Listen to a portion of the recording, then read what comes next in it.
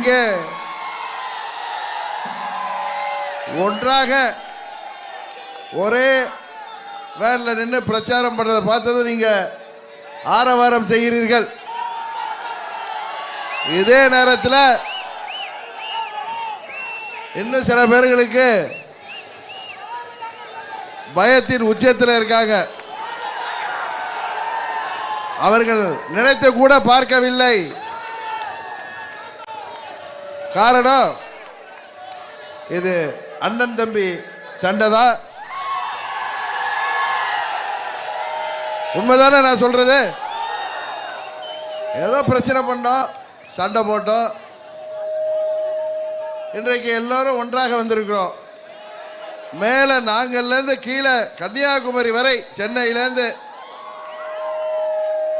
போகிற இடங்களிலெல்லாம் நமது தொண்டர்களும் நிர்வாகிகளும், இன்னும் சொல்ல போனால் அதிமுக வேட்பாளர்கள் தங்களுக்கு கிடைக்கவில்லையே அமமுகவுக்கு கொடுத்திருக்கிறார்கள் என்ற இடத்தில் கூட அன்றைக்கு திருப்பத்தூரில்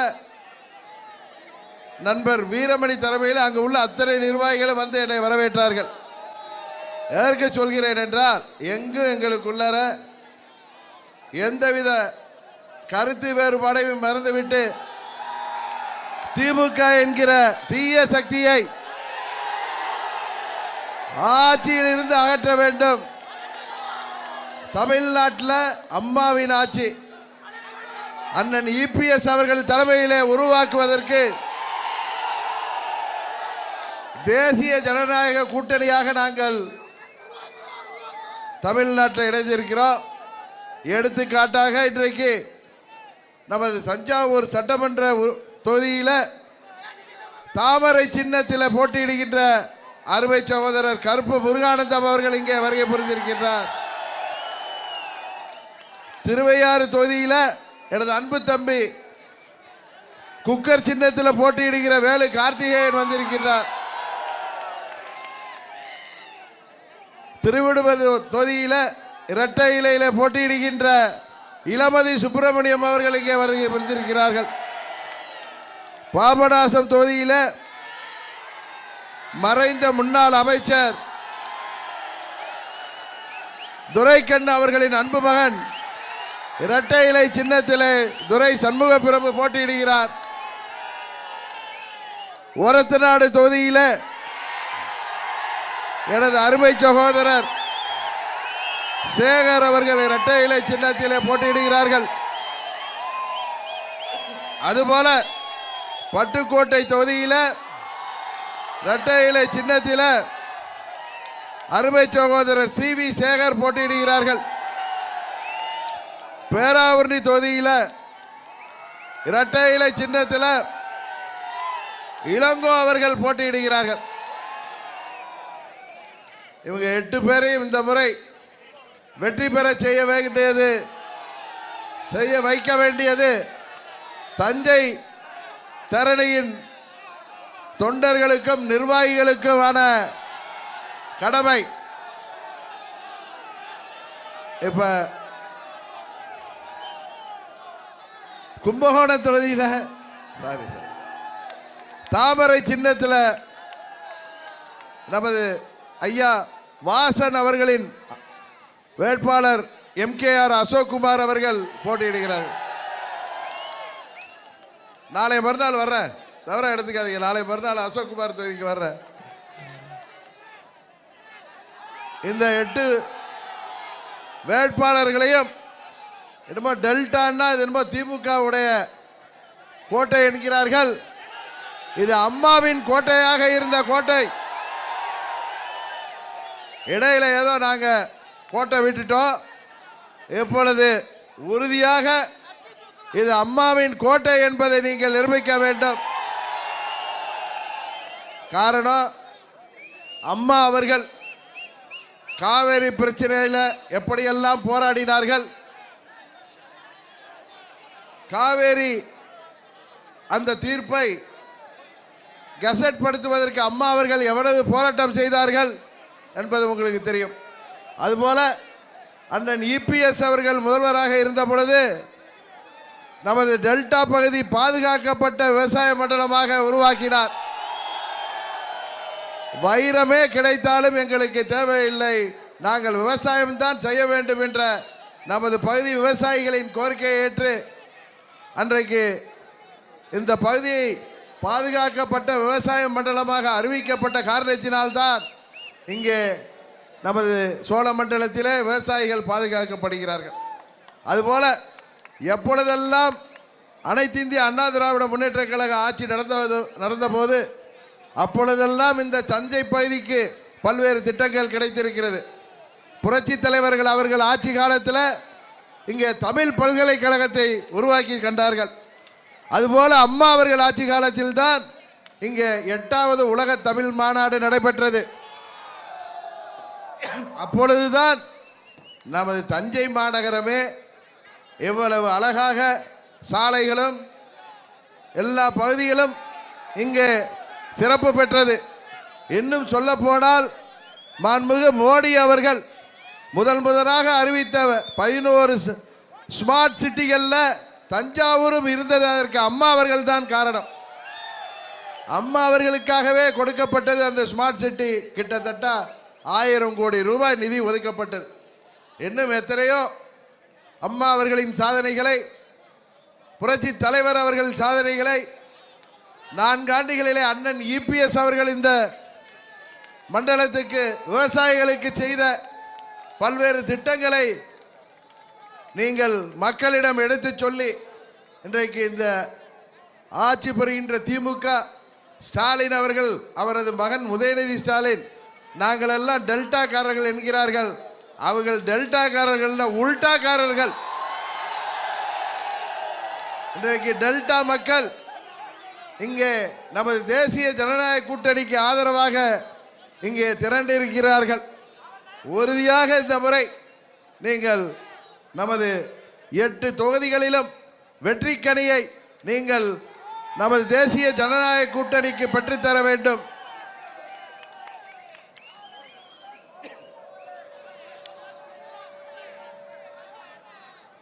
அண்ணன் இபிஎஸ் அவர்கள் உங்களின் மத்தியில் நிறைய பேச இருப்ப காரணத்தினால் நான் மறுபடியும் வந்து இங்க முருகானந்தத்துக்காக நான் வர்றேன். அதனால் அவருக்கு பேச நீங்கள் நான் வழிவிட்டு அவரை பேச அழைக்கின்றேன்.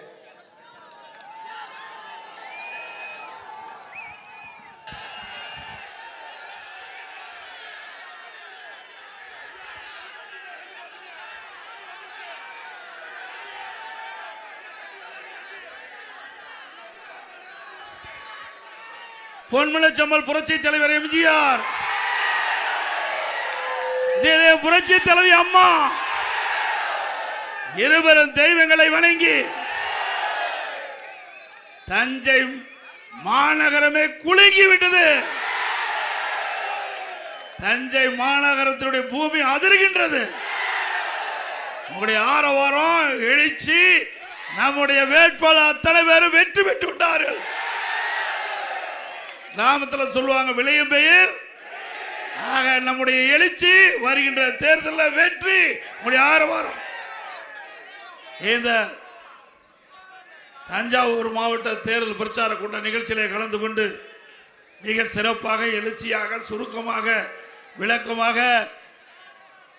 பேசிய மதிப்புக்கும் மரியாதைக்கும் உரிய அண்ணா திமுக தேசிய ஜனநாயக கூட்டணி அங்கம் வைக்கின்ற அம்மா மக்கள் முன்னேற்ற கழகத்தினுடைய பொதுச் செயலாளர், மதிப்புக்கும் மரியாதைக்கும் உரிய சகோதரர் டிடிவி தினகரன் அவர்களே, நிகழ்ச்சியில் பங்கு பெற்றிருக்கின்ற பாரதிய ஜனதா கட்சியுடைய இந்த மாவட்டத்தினுடைய பொறுப்பாளர் திரு நாகராஜ் அவர்களே, மற்ற நிகழ்ச்சியில் பங்கு பெற்றிருக்கின்ற கழகத்தினுடைய நிர்வாகிகள், திரு மாவட்ட முன்னாள் எம்பி ஆர்.கே. பாரதி மோகன் அவர்களே, மாவட்ட செயலர் திரு எம். ரத்னசாமி அவர்களே, மாவட்ட செயலர் திரு சி.வி. சேகர் அவர்களே, மாவட்ட செயலர் திரு எம். சேகர் அவர்களே, மற்றும் வி.எஸ். சேதுராமன் அவர்களே, திருமதி எஸ். வளர்மதி அவர்களே, திரு துரை செந்தில் அவர்களே, திரு ஆர். கார்த்தி அவர்களே, திரு க. தவமணி அவர்களே, திரு ராமநாதன் அவர்களே, திரு ராம்குமார் அவர்களே, திரு திருநான் சம்பத்தம் அவர்களே, மற்றும் பி.என். ராமச்சந்திரன் முன்னாள் எம்எல்ஏ அவர்களே, முன்னாள் எம்எல்ஏ கோவிந்தராஜன் அவர்களே, திருமதி சாவித்திரி கோபால் அவர்களே, திரு துரை திருநானம் அவர்களே, தஞ்சாவூர் மாநகர செயலாளர் திரு என் சரவணன் அவர்களே, திரு SR ஜவஹர் பாபு அவர்களே, மற்றும் பாட்டாளி மக்கள் கட்சி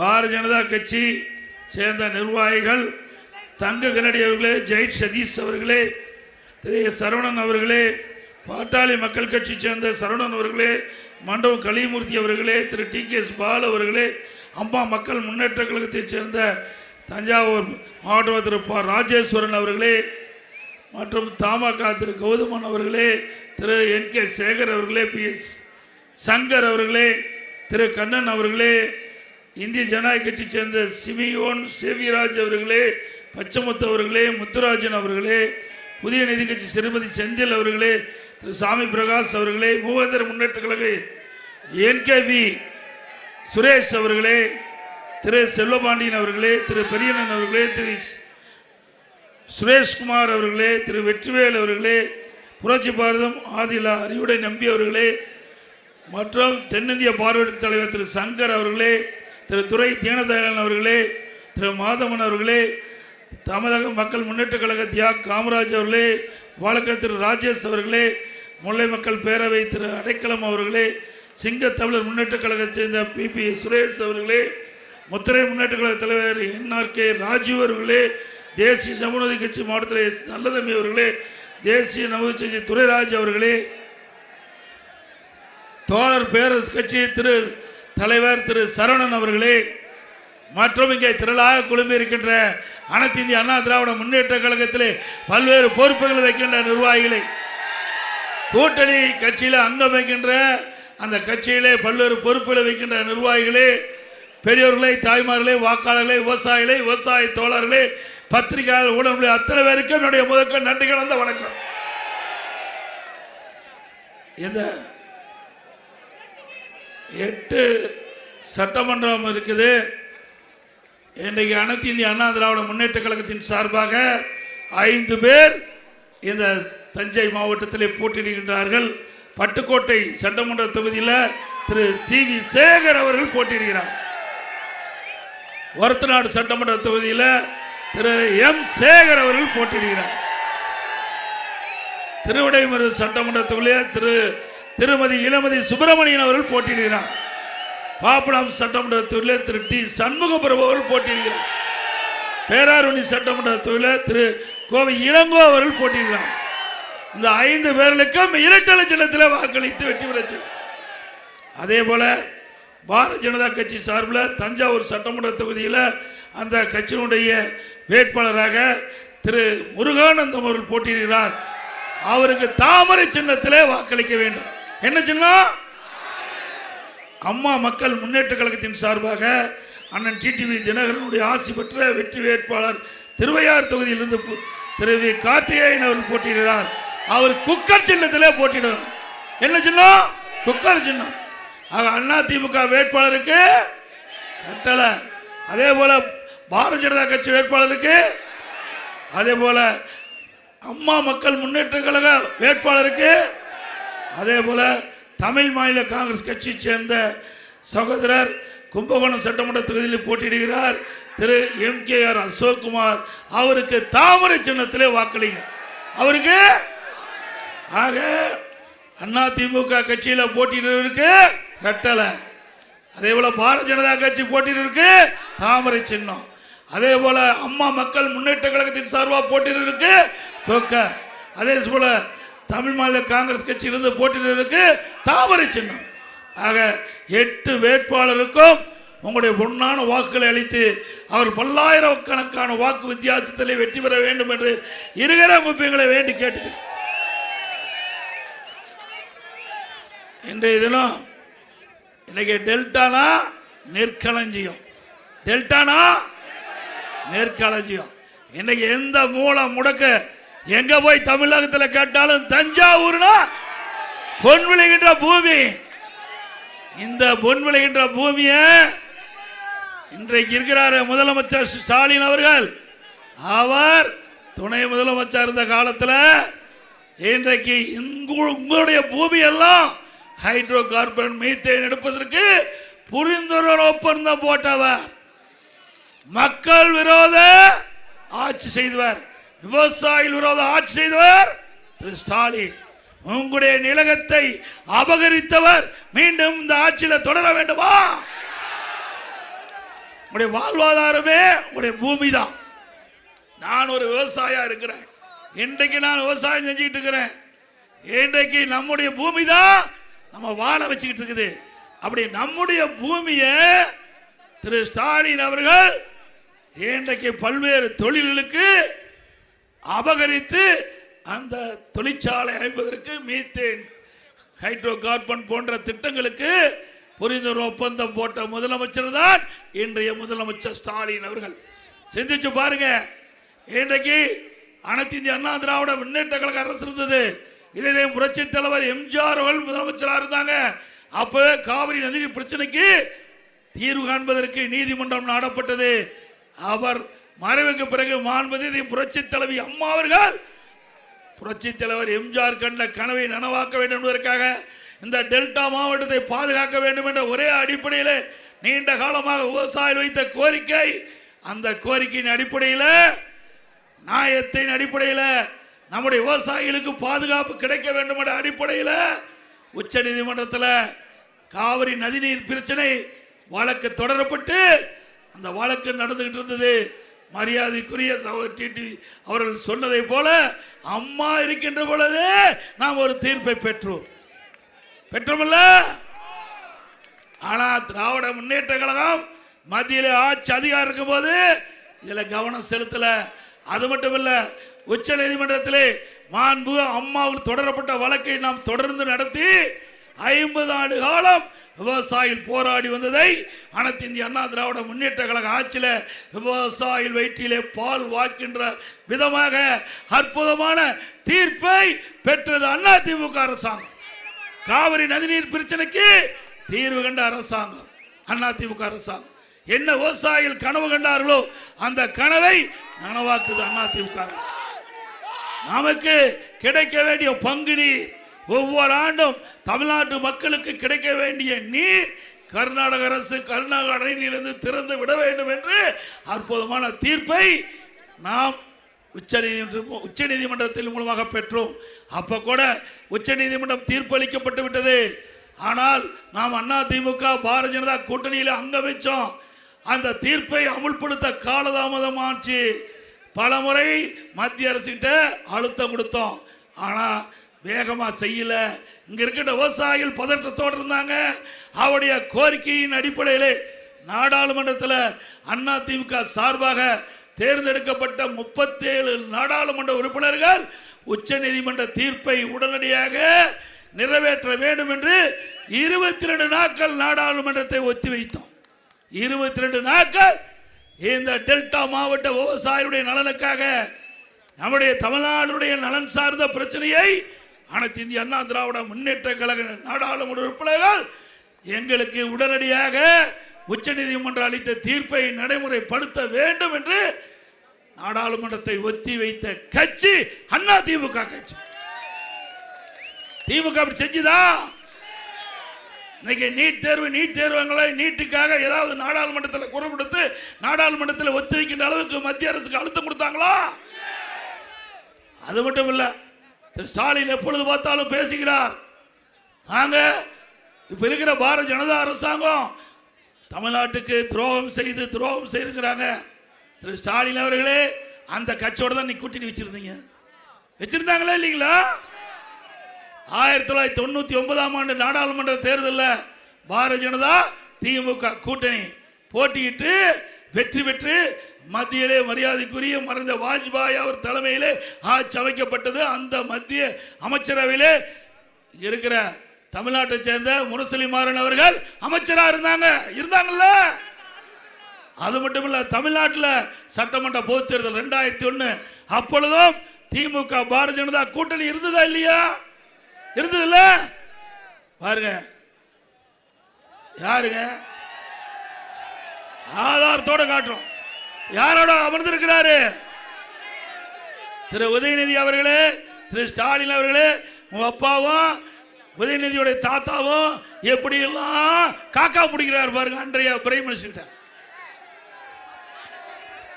ஆக திமுக கூட்டணி வச்சா அது மதவாத கட்சி கிடையாது, அண்ணா திமுக கூட்டணி வச்சா மதவாத கட்சி. இதை ஏற்றுக்கொள்ள முடியுமா? சந்தர்ப்பவாத அரசியல் தானே. ஆக அனைத்து இந்திய அண்ணா திராவிட முன்னேற்ற கழகத்தை பொறுத்த வரைக்கும் நாம கூட்டணி வைக்கிறோம். எதற்காக? வாக்கு சிதறாம மக்களோட ஆட்சி அகற்றப்பட வேண்டும், ஊழல் ஆட்சி அகற்றப்பட வேண்டும் என்ற அடிப்படையில் தான் இந்த கூட்டணி வச்சிருக்கோம். இன்றைக்கு அண்ணா திமுக தலைமையில் அமைக்கப்பட்ட தேசிய ஜனநாயக கூட்டணியில் அண்ணா திமுக, பாரதிய ஜனதா, பாட்டாளி மக்கள் கட்சி, அம்மா மக்கள் முன்னேற்ற கழகம் இணைந்து ஒத்த கருத்து, மக்களோட ஆட்சி ஊழல் ஆட்சி அகற்றப்பட வேண்டும் என்ற அடிப்படையில் அமைக்கப்பட்ட கூட்டணி இயற்கையான கூட்டணி. இன்றைக்கு 15 ஆண்டு மத்தியில் ஆட்சி அதிகாரத்தில் இருந்தாங்க. திராவிட முன்னேற்ற கழகம் மத்தியில் 15 ஆண்டு ஆட்சி அதிகாரத்தில் இருந்தீங்க. என்ன இந்த திட்டத்தை கொண்டாந்து தஞ்சை மாவட்டத்துக்கு என்ன திட்டத்தை கொண்டாந்தீங்க? காவிரி நதிநீர் பிரச்சனை தீர்த்தீங்களா? விவசாயிகளுடைய நிலங்களை பிடுங்கிறதும் அபகரிக்கிறதும் தானே உங்களுடைய சந்தர்ப்பமா இருந்தது. அதை காப்பாற்றியது அண்ணா திமுக அரசாங்கம்.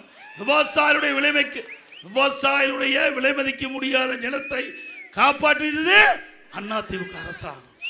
அது மட்டுமல்ல, நீண்ட நாளாக காவிரி நதிநீர் பிரச்சனைக்கு தீர்ப்பு பெற்று தந்தது அண்ணா திமுக அரசு. இன்றைக்கு குடிமராமத்து திட்டம் இந்த தஞ்சை மாவட்டத்தில் ஏரி குளம் குட்டை எல்லாம் தூர்வாரப்பட்டு அந்த தூர்வாரப்பட்ட மண்டல் மண்ணை விவசாயிகளுக்கு விலை இல்லாம கொடுத்தோம். ஒரு லோடு மண்ணு அள்ள முடியுமா? அண்ணா திமுக ஆட்சிக்கு வந்தா விவசாயிகள் தங்கு தடையில்லாம வண்டல் மண் ஏரியில் அள்ளலாம், மகிழ்ச்சியா விவசாயம் செய்யலாம். இன்னொன்னு சொல்றார் ஸ்டாலின், மத்தியில் இருக்கிற ஆட்சியாளர்கள் திட்டத்தை கொடுக்கல, நிதியை கொடுக்கல, தமிழ்நாட்டுக்கு வஞ்சகம் பண்றார், வஞ்சிக்கிறார். திரு ஸ்டாலின் அவர்களே, 15 ஆண்டு காலம் மத்தியில் ஆட்சி அதிகாரத்தில் இருந்தீங்க. காங்கிரஸ் இருக்கின்ற போது ஆட்சி அதிகாரத்தில் இடம்பெற்றிருந்தீங்க. பாரதிய ஜனதா ஆட்சி இருக்கும் போது ஆட்சி அதிகாரத்தில் இருந்தீங்க. ஐக்கிய குஜரால் அவர்களுக்கும் போது இருந்தீங்க, திரு தேவகடா அவர்களுக்கும் போது இருந்தாங்க. இப்படி பல பிரைம் மினிஸ்டர், பல பிரதமர்கள் நாட்டை ஆளுத போது அந்த அமைச்சரவையில் இடம்பெற்ற கட்சி திமுக கட்சி. 1 வருஷம் 2 வருஷம் இல்ல, 15 ஆண்டு காலம் மத்திய அமைச்சரவையில் இடம்பெற்று தமிழ்நாட்டுக்கு எந்த திட்டத்தை கொண்டாந்தீங்க? எவ்வளவு நிதி கொண்டாந்தீங்க? அந்த ஆட்சி அதிகாரத்தில் குடும்பத்தில் இருக்கின்றவர்கள் அதில் இடம்பெற வேண்டும், குடும்பம் வளம் பெற வேண்டும், அங்கே கொள்ளையடிக்க வேண்டும். சிந்திச்சு பாருங்க, தமிழ்நாட்டுக்காக திட்டங்களை கொடுத்திருக்காங்களா? தமிழ்நாட்டுக்கு தேவையான நிதிகளை பெற்று தந்தாங்களா? அதுவும் இந்த தமிழ்நாட்டு மண்ணிலே பிறந்த ஒருவர் ப. சிதம்பரம் நிதி அமைச்சராக இருந்தார். அப்பொழுது கூட நிதியை தமிழ்நாட்டுக்கு பெற்று தராத வக்கில்லாத முதலமைச்சர் இன்றைய முதலமைச்சர் ஸ்டாலின், திரு கருணாநிதி குடும்பம். உண்மைதானே? தமிழ்நாட்டை சேர்ந்தவர் நிதியமைச்சராக இருக்கும் போதே நிதி வாங்க முடியலையே, இப்ப போய் வேண்டுமென்ற திட்டமிட்டு அரசியல் கால் புரட்சியின் காரணமாக தேர்தல் நேரத்தில் திட்டமிட்டு பாரதிய ஜனதாவை விமர்சனம் செய்து கொண்டிருக்கிறார். இப்பொழுது நாங்க தெளிவா சொல்றோம், அண்ணா திமுக ஆட்சி இருக்கின்ற பொழுது அனைத்து இந்திய அண்ணா திராவிட முன்னேற்ற கழகம் மத்திய அரசிடமிருந்து என்னென்ன கோரிக்கை வைத்தமோ அத்தனை கோரிக்கையும் மத்திய அரசு நிறைவேற்றி தந்தது. பல இடங்களில் தேசிய நெடுஞ்சாலை விரிவாக்கம், துறைமுகம் விரிவாக்கம், விமான நிலையம், திருச்சி விமான நிலையம், தூத்துக்குடி விமான நிலையம் அமைச்சு கொடுத்தாங்க. ரயில் பாதை தேவையான அளவுக்கு கொடுத்தாங்க. இந்த அரசாங்கம் நிலம் எடுத்து கொடுக்கல, கிடப்புல கிடக்குது. புதிய ரயில்கள் கேட்டோம், கொடுத்தாங்க. மத்திய அரசாங்கம் அந்த அரசாங்கத்தின் மூலமாக நடைபெறுகின்ற பணிகள் எல்லாம் அண்ணா திமுக ஆட்சி கேட்கின்ற பொழுது கொடுத்தார். இப்பொழுது இணக்கமான சூழ்நிலை இல்லை. எப்பொழுது பார்த்தாலும் வேண்டுமென்ற திட்டமிட்டு பாரதிய ஜனதா கட்சி விமர்சனம் செய்து கொண்டிருந்தா எப்படி தமிழ்நாட்டுக்கு திட்டம் கிடைக்கும், நிதி கிடைக்கும்? ஆளுகின்ற போதே திராவிட முன்னேற்ற கழகம் மத்தியில் ஆட்சி அதிகாரம் இருக்கும் போதே நிதி பெற முடியல. இப்போ பாரதிய ஜனதா திமுக வெவ்வேறு கொள்கை கொண்ட கட்சியா இருக்குது, இணக்கமான இல்ல. இன்றைக்கு தேர்தல் நடக்க இருக்கின்ற வரைதான் நாம பேசலாம்.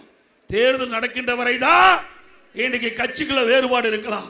தேர்தல் முடிந்த பிறகு ஓட்டு போட்ட மக்களுக்கு நன்மை செய்ய வேண்டியது ஆளுகின்ற கட்சியுடைய கடமை அல்லவா? சொல்லுங்க, உண்மைதானே? எவ்வளவு வாக்குறுதி கொடுத்தீங்க? 2021 சட்டமன்ற பொதுத் தேர்தல் போது எவ்வளவு வாக்குறுதி கொடுத்தீங்க? அந்த வாக்குறுதிகளை எப்படி நிறைவேற்ற முடியும்? மத்திய அரசோடு இணக்கமாக இருந்து அவளுக்கு நம்முடைய தமிழ்நாட்டு மக்களுக்கு என்னென்ன தேவை என்பதை அறிந்து அதை முறையாக அணுகி பெற்றிருக்கலாம். 5 ஆண்டு காலம் தமிழக மக்களை குட்டிச்சோறாக்கி தமிழ்நாட்டு மக்களுக்கு கிடைக்க வேண்டிய பல்வேறு பலன்கள் இந்த ஆட்சியாளர்களை கிடைக்காம போனதுதான் இந்த ஆட்சியோட சாதனை. சிந்திச்சு பாருங்க. இந்த கொடி பறக்குதுல்ல, எதுல பறக்குதுங்க? காற்றுல தான் பறக்குது. கண்ணில் பார்க்க முடியுதா? காற்றில் கண்ணில் பார்க்க முடியாத, நம்ம கண்ணில் கூட பார்க்க முடியல, அதில் கூட ஊழல் செய்கிற ஒரே கட்சி திமுக. 2G ஸ்பெக்ட்ரம் அத 1,74,000 கோடி கொள்ளையடிச்சிருக்கிறீங்க. வழக்கு அப்படியே என்ன நிலுவையில் இருக்குது? வழக்கு நிலுவையில் இருக்குது. அப்போ எதிர்கட்சி எல்லாம் இல்ல, காங்கிரஸ் ஆட்சி மத்தியில் அப்பொழுதே திராவிட முன்னேற்ற கழகத்தை சேர்ந்தவர்கள் அமைச்சரவையில் இடம்பெற்றிருக்கிறாங்க. அதில் ஒரு அமைச்சர் மீது வழக்கு போட்டு சிறையில் அடைக்கப்பட்டாங்க. இன்னொரு அம்மா இன்னைக்கு பேசிக்கிட்டு இருக்குது, யாருன்னு உங்களுக்கு தெரியும். அந்த அம்மா என்னை பற்றி பேசிக்கிட்டு இருக்குது. அந்த அம்மா நாட்டு மக்கள் மறந்துட்டாங்க, என்னை பற்றி பேசினா தானே அது ஏதாவது பத்திரிகையில் வரும்னு நினச்சி பேசிக்கிட்டு இருக்கிறாங்க. அவர்களும் இன்னொரு திகார் ஜெயிலில் இருந்தாங்களா இல்லையா? யாரு? மத்தியில காங்கிரஸ் ஆட்சி, திமுக அங்க அங்கம் வைக்குது. அப்பவே சிறையில் இருந்தவர்கள் தான் இவர்கள். இவர் நம்மை பற்றி பேசுவதற்கு தகுதி இருக்குதா? இன்றைக்கு ஆட்சி பொறுப்பேற்ற பிறகு எல்லா துறையிலும் ஊழல், ஊழல் நிறைந்த அரசாங்கம் திராவிட முன்னேற்ற கழக அரசாங்கம். ஊழல் என்றால் திமுக, திமுக என்றால் ஊழல். ரெண்டையும் பிரிக்க முடியாது. பிரிக்க முடியுமா? இந்தியாவிலேயே பல மாநிலம் இருக்குது. எந்த மாநிலத்திலும் ஊழலுக்காக ஒரு அரசாங்கம் கலைக்கப்படல. ஊழலுக்காக கலைக்கப்பட்ட ஒரே அரசாங்கம் திமுக அரசாங்கம். அது மட்டும் இல்ல, திராவிட முன்னேற்ற கழகம் அப்பொழுது மிகப்பெரிய ஊழல். அந்த ஊழல் விசாரிப்புக்கு சர்க்காரி கமிஷன் அமைக்கப்பட்டாங்க. அரிசி பேர ஊழல், சர்க்கரை பேர ஊழல், அதே போல வீராண ஊழல், பூச்சி மருந்து ஊழல், இப்படி பல ஊழல் புரிந்து சர்க்காரிய கமிஷன் விசாரிக்கப்பட்டது.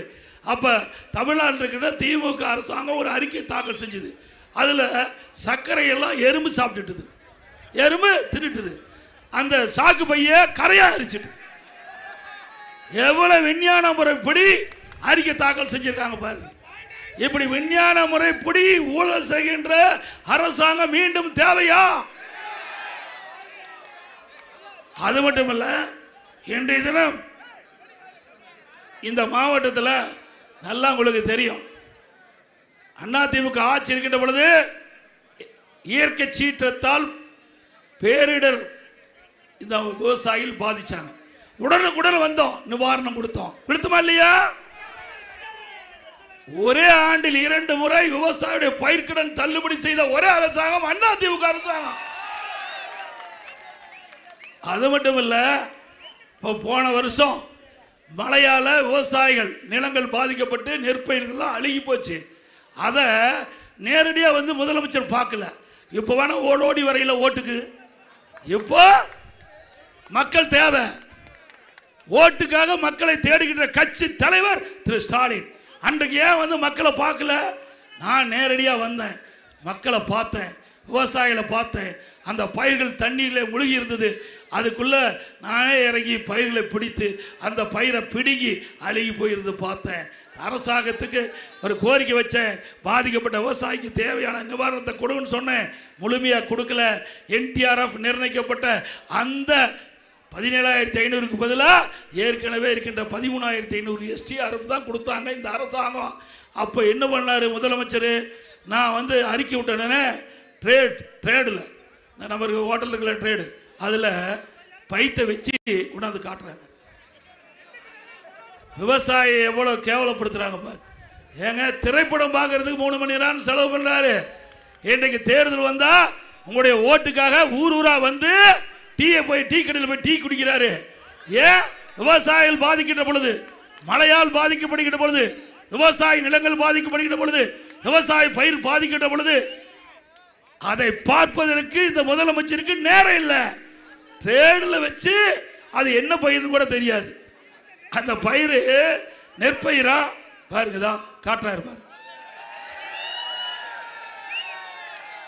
இப்படிப்பட்ட முதலமைச்சர் நாட்டுக்கு தேவையா?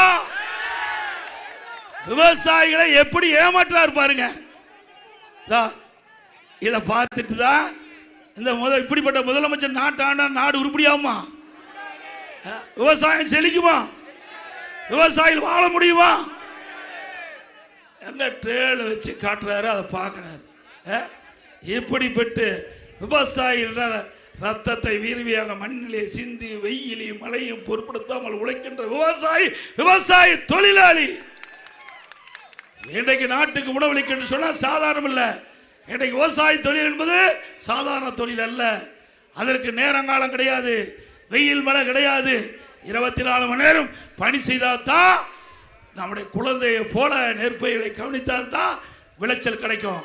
அப்படிப்பட்ட விளை நிலங்கள் பாதிக்கப்படுகின்ற பொழுது விவசாயிகளுடைய மனது எந்த அளவுக்கு வேதனைப்படும் என்பதை இந்த அரசாங்கத்துக்கு தெரியும். கர்நாடக அரசிலிருந்து கேட்டு வாங்க வச்சு பயிரை பார்க்கிற திறமை இல்லை.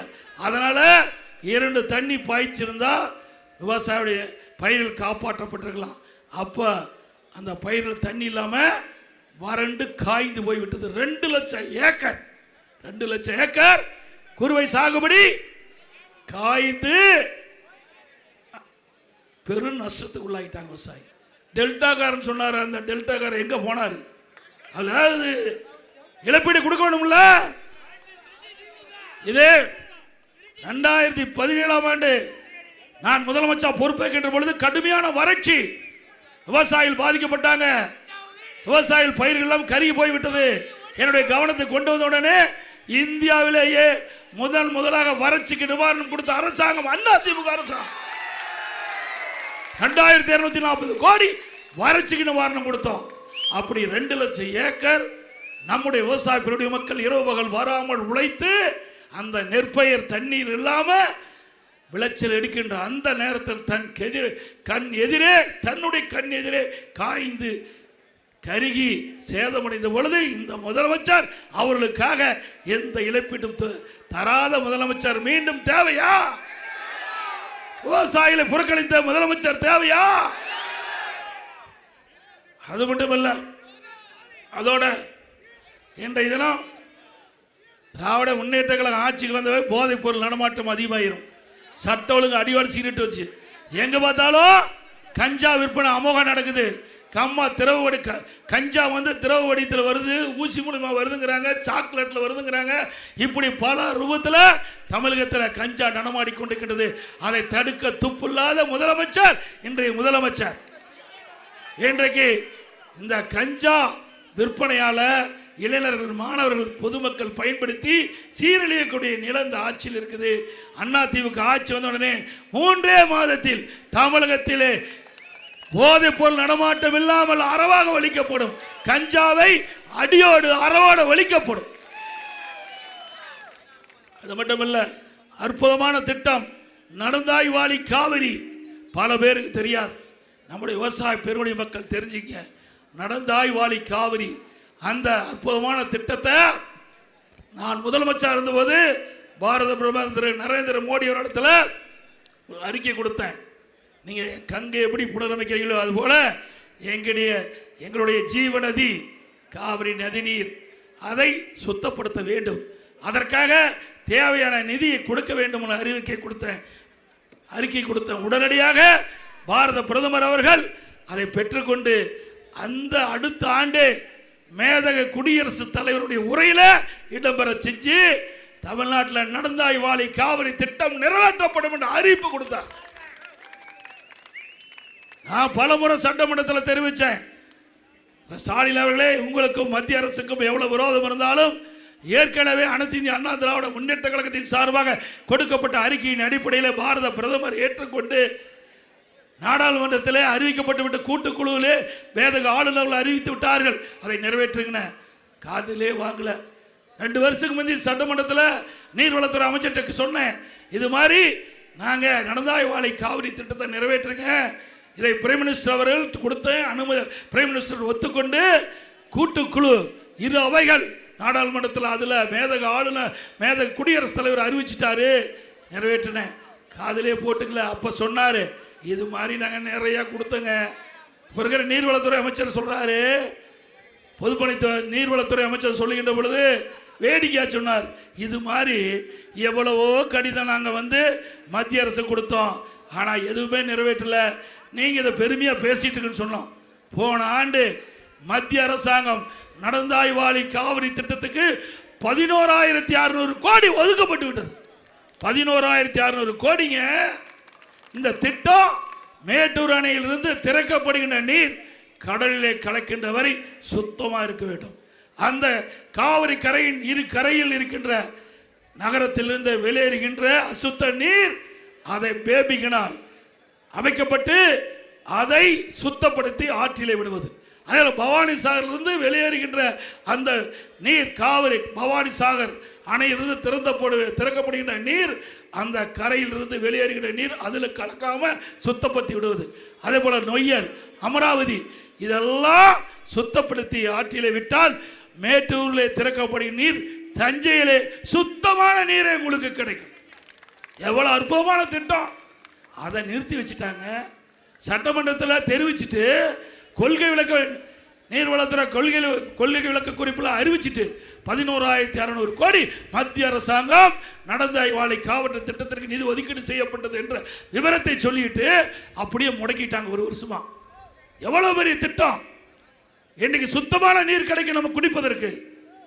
சுத்தமான நீர் காவிரி நீர் மேட்டூர்ல திறக்கப்படுகிற நீர் தஞ்சையில குடிக்கிறதற்கு அற்புதமான நீர்.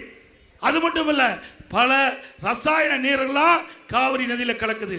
பயிர்களுக்கு பாய்ச்சுகின்ற பொழுது பல பயிர்கள் நோய்படுகிறது. இதையெல்லாம் அறிந்துதான் மத்திய அரசிட்டை கோரிக்கை வச்சு மத்திய அரசு அதை ஏற்றுக்கொண்டு 11,600 கோடி நமக்கு விடுவித்த அரசாங்கம் மத்திய அரசாங்கம். இப்படி ஒரு திட்டமாவது மத்திய அரசு பெற்றாங்களா? எப்பொழுது பார்த்தாலும் மத்திய அரசாங்கத்தில் குறை சொல்லியே 5 ஆண்டு காலத்தை ஓட்டிட்டார். அப்படித்தானே? திரு ஸ்டாலின் எதிர்கட்சி தலைவராக இருக்கும்போது திரு மோடி அவர்கள் சென்னைக்கு வந்தபோது கருப்பு பலூன் விட்டார். கருப்பு கூட பிடிச்சார். கருப்பு பலூன் விட்டார். கருப்பு கொடி பிடிச்சாரா இல்லையா? அதே ஆளுங்கட்சி வந்த பிறகு முதலமைச்சருக்கு வெள்ளை கூட பிடிச்சார்ல. கலைவாணர் மத்திய அரசாங்க திட்டம். அதுக்கு பாரத பிரதமர் நரேந்திர மோடி அவர்களை அழைத்து திறப்புலா காண்கிறார். ஆளுகின்ற பொழுது ஒரு நில எதிர்கட்சியா இருக்கும்போது அப்போ இரட்டை வேடம் போடுகிற கட்சி திமுக கட்சி, திமுக முதலமைச்சர். அது மட்டும் இல்ல, இந்த ஆட்சி வந்த பிறகு கடுமையான மின்சார உயர்வு. இன்றைக்கு பார்த்தீங்கன்னா 67% மின்கட்டணம் உயர்ந்தாச்சு. வீட்டு வரி 100%. இந்த மாநகராட்சியில் 100% வீட்டு வரி உயர்ச்சி. கடைக்கு 150% உயர்த்தியாச்சு. ஆண்டுக்கு 6% உயர்த்தப்பட்டது. குடிவரி உயர்வு, குப்பைக்கு வரி உயர்வு. அதே போல உணவு போடு விலை எண்ணெய் முட்டையிட்ட அளவுக்கு உயர்ந்தாச்சு. அரிசி கிலோ 30 ரூபா ஏறியாச்சு. எண்ணெய் 60 ரூபா ஏறியாச்சு. அதே போல பருப்பு 40 ரூபா ஏறியாச்சு. அது மட்டும் இல்லை, நீங்கள் பாருங்க காவிரி நதிநீர் பிரச்சனை. இப்போ நம்மளுடைய காவிரி நதிநீரை மேகதாது அந்த பகுதியில் ஒரு அணை கட்டுவதாக அங்கே இருக்கிற நீர்வளத்துறை அமைச்சர் மரியாதைக்குரிய சிவகுமார் அவர் சொல்றாரு. அவரை கூட்டிட்டு வந்து பிரச்சாரம் பண்றாரு. அவரை கூட்டிட்டு வந்து தமிழ்நாட்டுக்கு எவ்வளவு பெரிய துரோகம் சிந்திச்சு பாருங்க. இவர்களுக்கு அதிகாரம் தான் முக்கியம், நாட்டு மக்கள் முக்கியம் அல்ல. ஆக செங்கல்பட்டில் நடக்கிற ஒரு நிகழ்ச்சியில் இன்னைக்கு கர்நாடகத்தில் இருக்கின்ற நீர்வளத்துறை அமைச்சரை இங்க அழைச்சிட்டு வந்து பிரச்சாரத்துக்கு ஈடுபடுத்தியிருக்கிறார். அவர் மேகதாதுல அணை கட்டிய தீர்வேன் என்று சொல்றார். மேகதாதுல அணையில கட்டிட்டா டெல்டா பாலைவனம் ஆயிரும். இப்படிப்பட்டவர்களுக்கு இந்த தேர்தலில் தகுந்த பாடத்தை பூட்டுவீர்களா?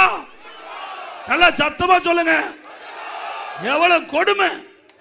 நமக்கு துரோகம் செய்கின்றவர்கள், நமக்கு வருகின்ற நீரை தடுத்து நிறுத்த வேண்டும் என்று சபதம் இடுகின்றவர், அவரோடு பிரச்சாரம் செய்கின்ற முதலமைச்சர் மீண்டும் ஆட்சி வருவதற்கு துடிக்கிறார். அதற்கு நீங்கள் சந்தர்ப்பம் கொடுப்பீங்களா?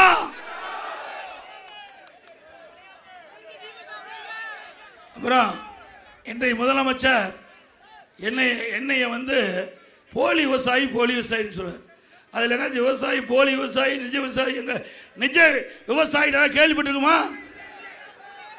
ஏன்னா ட்ரேடில் பயிரை பார்க்குற முதலமைச்சர் இந்தியாவிலே இந்த தமிழ்நாடு முதலமைச்சர் ஒரே ஆள் தான். எங்கள் ஊரில் தலைவாசலில் நமக்கு நாமே திட்டம் இருந்தது. அப்போ ஊரா இன்றைய முதலமைச்சர் ஸ்டாலின் பார்த்தார். அப்போ எங்கள் தலைவாசலுக்கு வந்தார், கரும்பு தோட்டத்துக்கு வந்தார். கரும்பு தோட்டத்தில் காங்கிரீட் சாலை அமைச்சு போய் பார்க்குறார். கரும்பு தோட்டத்தில் காங்கிரீட் சாலை அமைச்சு பார்க்குற முதலமைச்சர் இவர் விவசாயத்துக்கு நன்மை செய்வாரா? விவசாயிகளை காப்பாற்றுவாரா? விவசாய தேவையான திட்டங்களை கொடுப்பாரா? விவசாயிகளை வஞ்சிக்கின்ற திரு ஸ்டாலின் அவர்கள் மீண்டும் வர வேண்டுமா? சிந்திச்சு பாருங்க. கரும்பு தோட்டத்தில் கரும்புலாம் வெட்டி போட்டு தான் காங்கிரீட் போட்டு, அது என்னன்னே தெரியாது. இப்போ கேட்டா நீ போனீங்களே, இது கரும்பா, நெல்லா, இது கேழ்வரகா, சோளமா, மக்காச்சோள பயிரா அப்படின்னு கேட்டால் முதலமைச்சர் தடுமாறுவார். அப்படிப்பட்ட முதலமைச்சர் நாட்டை ஆண்டு கொண்டு நம்மளை கிண்டும் கேலியும் பேசிட்டு இருக்காரு. ஆக வருகின்ற சட்டமன்ற பொதுத் தேர்தலில் நீங்கள் இவர்களுக்கு தகுந்த தண்டனை கொடுக்கப்பட வேண்டும். அதே போல திருமண்டக்குடி ஆரூரான் சர்க்கரை ஆலை, இதில் விவசாயிகளுக்கு வர வேண்டிய கரும்பு நிலுவைத் தொகை தராதை கண்டித்து விவசாயிகள் கிட்டத்தட்ட 300 கோடி ரூபாய் ஆலை நிர்வாகி கடன் பெற்று திரும்ப செலுத்தாததை கண்டித்து 1200 நாட்கள் தொடர்ந்து போராடி வரும் விவசாயிகள் ஸ்டாலின் உதயநிதி கண்டுகொள்ளவே இல்லை. 4 முறை ஸ்டாலின் அவர்கள் தஞ்சைக்கு வந்தார். அப்போ வரும்போது அவர்கள் கருப்பு கொடி காட்டி தன்னுடைய எதிர்ப்பை விவசாயிகள் தெரிவித்தாங்க. 3 முறை உதயநிதி அவர்கள் வந்தால் அவர் எதிர்ப்பை தெரிவித்தார்கள். ஆனால் இதுவரைக்கும் நடவடிக்கை எடுக்கல. அதிமுக ஆட்சிக்கு வந்த உடனே இதற்கு தகுந்த நடவடிக்கை எடுக்கப்படும், விவசாயிகளை காப்பாற்றப்படும். அதோட அண்மையில் பார்த்தீங்கன்னா இந்த தடவை நம்முடைய விவசாயிகள் உற்பத்தி செய்யப்பட்ட இந்த டெல்டா மாவட்ட பகுதி, தஞ்சை மாவட்டம், மயிலாடுதுறை, நாகப்பட்டினம் மாவட்டம், திருவாரூர் மாவட்டத்திலாம் நம்முடைய குறுவை சாகுபடி விவசாயிகள் செய்து அந்த நெல்லை நேரடி நெல் கொள்முதல் நிலையத்தில் விற்பனை செய்யறதுக்கு கொண்டு வந்தாங்க. முறையாக கொள்முதல் செய்யாத காரணத்தினால அப்போ மழை திறந்த வெளியில் அடுக்கி எல்லாம் நனைஞ்சு போச்சு. அதை நான் நேரடியாக பார்த்துட்டு போனேன். அப்புறம் அதுக்கு பிறகுதான் ஓடோடி ஸ்டாலின் அவர்கள் நான் நேரடியாக பார்த்துட்டு போனேன் இல்லையா?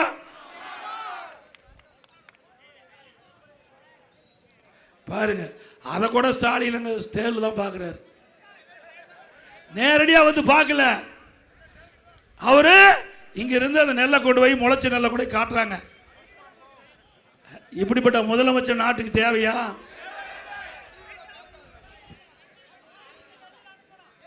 பாருங்க, நாங்கள் விவசாயிகளை பார்க்குறோம். ஒரு பெண்மணி தன்னுடைய நிலத்தில் விழுந்த நெல்லுகள் அத்தனையும் அந்த நெல்மணிகள் முளைத்து கதற அழுகிறாங்க. எங்களுடைய வாழ்வாதாரமே இதுதான். நான் கடனை உடனே வாங்கி நகை அடமானம் வச்சு நாங்கள் இந்த நடவு செஞ்சு இன்னைக்கு அறுவடை செஞ்சு அந்த நெல்மணிகள்லாம் நேரடி நெல் கொள்முதல் கொண்டு விற்பனை செய்யலான்னு வந்தால் இங்கே நேரடி கொள்முதல் நிலையத்தில் முறையாக எங்களை கொள்முதல் செய்யாத காரணத்தில் திறந்த வெளியில் அடிக்கிறதுனால முளைச்சி போய் நஷ்டமாச்சுன்னு சொன்னாங்க. ஆனால் அந்த முதலமைச்சர் அதுக்கு தேவையான எந்த நடவடிக்கை எடுக்கலை. நான் சட்டமன்றத்தில் தெளிவாக குறிப்பிட்டேன். பிரதான எதிர்க்கட்சி என்ற தலைவர் முறையில் திரு ஸ்டாலின் அவர்களே கடுமையாக உழைச்சி விவசாயிகள் தன்னுடைய ரத்தத்தை விரைவாக மண்ணிலே சிந்தி அந்த நெல் உற்பத்தியை பெருக்கி அந்த நெல்லை நேரடி நெல் கொள்முதல் விற்பனைக்கு அங்கே முளைச்சி வீணாக போச்சு. அப்படி வாழ்வாதாரமே வீணாக போயிடும். அதற்கு ஏதாவது நீங்களே போய் ஆய்வு செய்யுங்க. எந்தெந்த விவசாயிகள் இந்த நேரடி நெல் கொள்முதல் கொண்டு நெல்மணிகள் முளைத்து பாதிக்கப்பட்டிருந்தோ அந்த விவசாயிகளுக்கு தேவையான நிவாரணம் கொடுக்கணும். எதுவுமே கொடுக்கல. இப்படிப்பட்ட அரசாங்கம் தேவையா? அதிமுக ஆட்சிக்கு உடனே எல்லா நேரடி நெல் கொள்முதலிலும் விவசாயியுடைய விவசாயிகள் கொண்டு வரப்படுகிற நெல்லை முழுமையாக பாதுகாக்கப்படும். உடனுக்குடன் கொள்முதல் செய்யப்பட்டு அப்படி வங்கி கணக்கிலே பணம் செலுத்தப்படும். நாங்கள் அப்படித்தான் பண்ணிட்டு இருந்தோம் கடந்த காலத்தில். செஞ்சவா இல்லையா?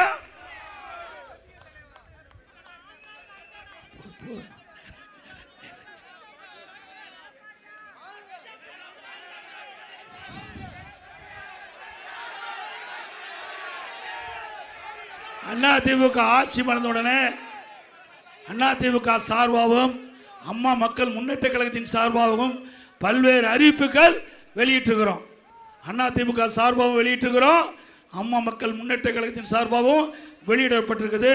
அதில் சில முக்கிய அறிவிப்புகள், இன்றைக்கு விலைவாசி உயர்ந்தாச்சு, வரி உயர்ந்தாச்சு, மக்கள் படுகின்ற துன்பத்திலிருந்து விடுவிக்கின்ற விதமாக எல்லா குடும்ப அட்டைக்கும் அதிமுக ஆட்சி வந்தவுடனே 10,000 ரூபாய் சிறப்பு உதவித்தொகை வழங்கப்படும்.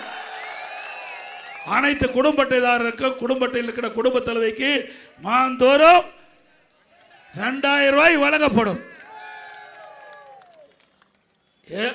எல்லா குடும்ப அட்டைதாருக்கும் விலை இல்லாமல் ஃப்ரிட்ஜ் வழங்கப்படும்.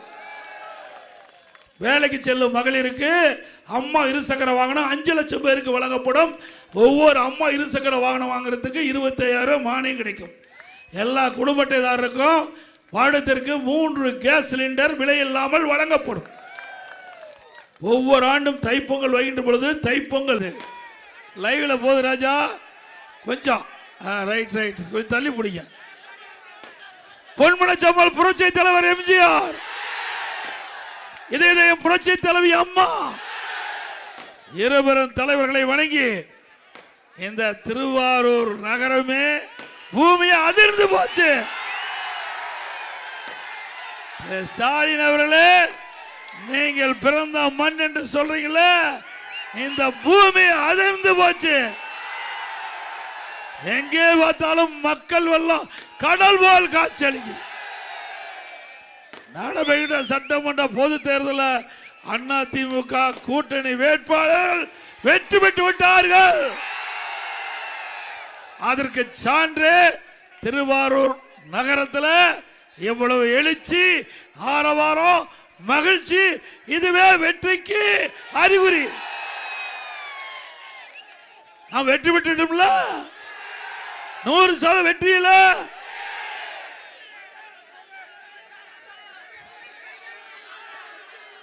இந்த சிறப்பான நிகழ்ச்சியை கலந்து கொண்டு சிறப்பித்துக் கொண்டிருக்கின்ற முன்னாள் அமைச்சர், மாவட்ட செயலாளர் அறிவிச்சார் திரு காமராஜ் அவர்களே, முன்னாள் எம்பி திரு கோபால் அவர்களே, அமைப்பிச்சார் சிவராஜமாணிக்கம் அவர்களே, பொறுப்பாளர் திரு இளவரசன் எக்ஸ் எம்பி அவர்களே, திரு PS பாப்பா சுப்பிரமணியன் எக்ஸ் எம்எல்ஏ அவர்களே, மற்றும் கூட்டணி கட்சி சேர்ந்த பாஜக VK செல்வம் அவர்களே, பாட்டாளி மக்கள் கட்சி வடக்கு மாவட்ட திரு ராஜு அவர்களே, மற்றும் S வேணுகோபால் அவர்களே, அம்மா மக்கள் முன்னேற்ற கழகத்தை சேர்ந்த அமைப்பு திரு S காமராஜ் அவர்களே, தமாக செயலாளர் குடவாசல் S தினகரன் அவர்களே, தமாக முரளிதரன் அவர்களே, மற்றும் தமாக சந்திரசேகரன் அவர்களே, ஜெகன் பாண்டியன் அவர்களே, தமிழக மக்கள் முன்னேற்ற கழகத்தை சேர்ந்த ஜெகன் பாண்டியன் அவர்களே, திரு ரஜினி பாண்டியன் அவர்களே, மோமந்தியார் முன்னேறு மாவட்ட செயலாளர் அம்பிகா அபதி அவர்களே, இந்திய ஜனநாயக கட்சியுடைய S பன்னீர்செல்வம் அவர்களே,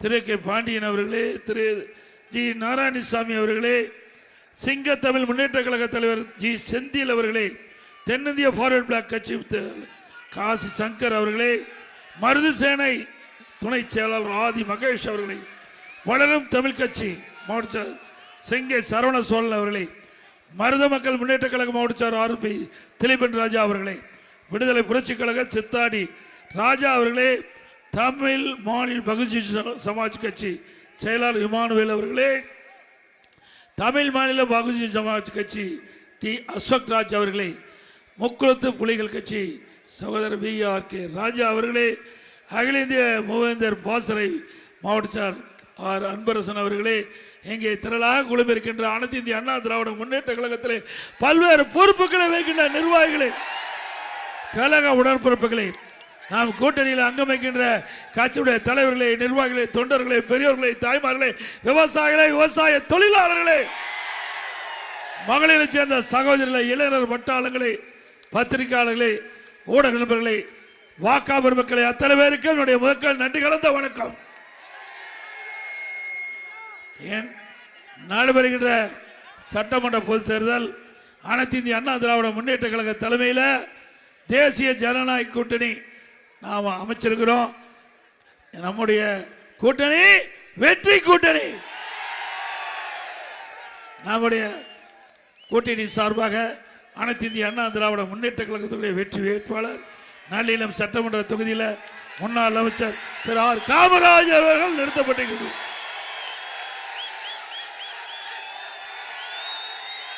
அவருக்கு இரட்டை சின்னத்தில் வாக்களிங்கள். இரட்டை சின்னத்தில் வாக்களிங்க. திருத்துறைப்பூண்டி சட்டமன்ற தொகுதியில் கழகத்துடைய வெற்றி வேட்பாளர் திரு பாலதண்டாயுதம் அவர்களை நிறுத்தப்பட்டிருக்கிறோம். அவருக்கு இரட்டை சின்னத்திலே வாக்களிக்க வேண்டும். அனைத்து இந்திய அண்ணா திராவிட முன்னேற்ற கழக வேட்பாளருக்கு இரட்டை சின்னம்.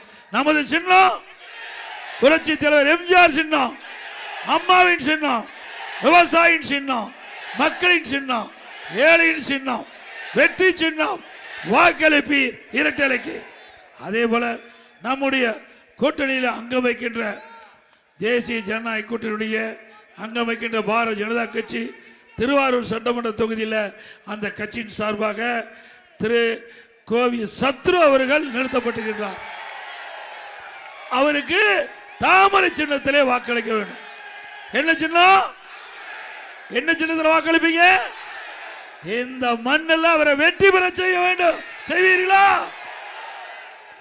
அதே போல அம்மா மக்கள் முன்னேற்ற கழகம் மரியாதைக்குரிய சகோதரர் டிடிவி அவருடைய ஆசி பெற்ற வேட்பாளர் மன்னார்குடி சட்டமன்ற தொகுதியில் அந்த கட்சியினுடைய வேட்பாளராக திரு எஸ் காமராஜ் அவர்கள் நிறுத்தப்பட்டிருக்கிறார்.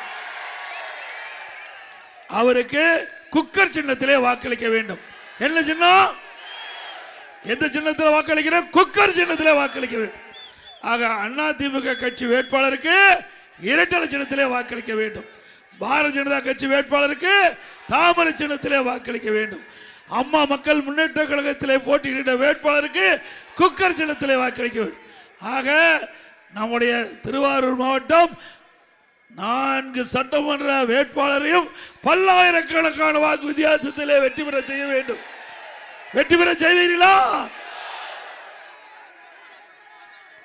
இன்றைய தினம் ஸ்டாலின் அவருடைய பிறந்த மண் இந்த திருவாரூர் சொல்லிக்கிறார்.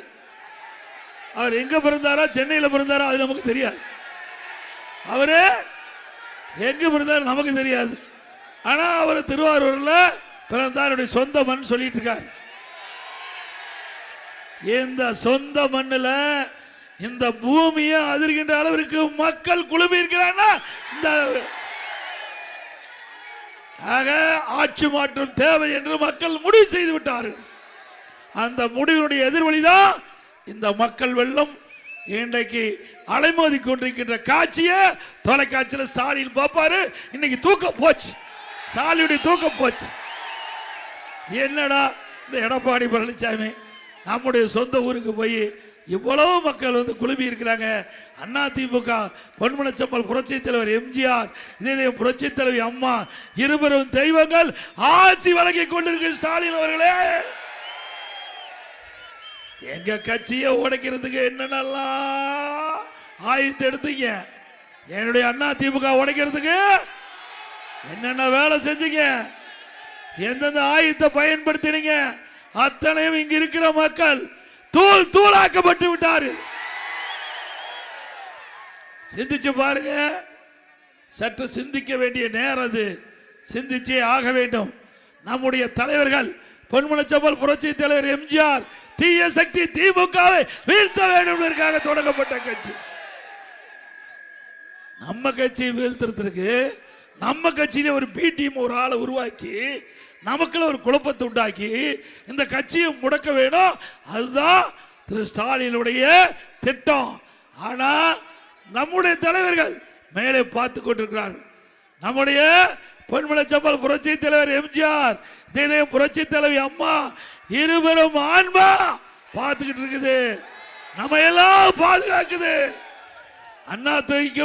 அண்ணா திமுக என்ற பேர் இயக்கத்தை 2 ஆத்மாக்களும் பாதுகாத்துக் கொண்டிருக்கிற ஸ்டாலின் அவர்களே, மறந்து விடாதீர்கள், மறந்து விடாதீர்கள். ஸ்டாலின் அவர்களே, எங்க இயக்கத்தை அழிக்க நின்றவர்கள் அழிந்து போவார்கள், முடக்க நினைத்தவர்கள் முடங்கி போவார்கள்.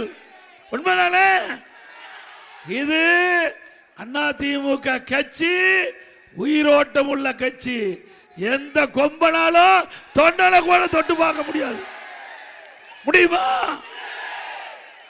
இன்றைக்கு புரட்சி தலைவர் எம்ஜிஆர் அவர்கள் உடல்நிலை சரியில்லாம அமெரிக்காவில் சிகிச்சை பெற்றிருக்கும் போது திரு கருணாநிதி அவர்கள் என்ன சொன்னாரு?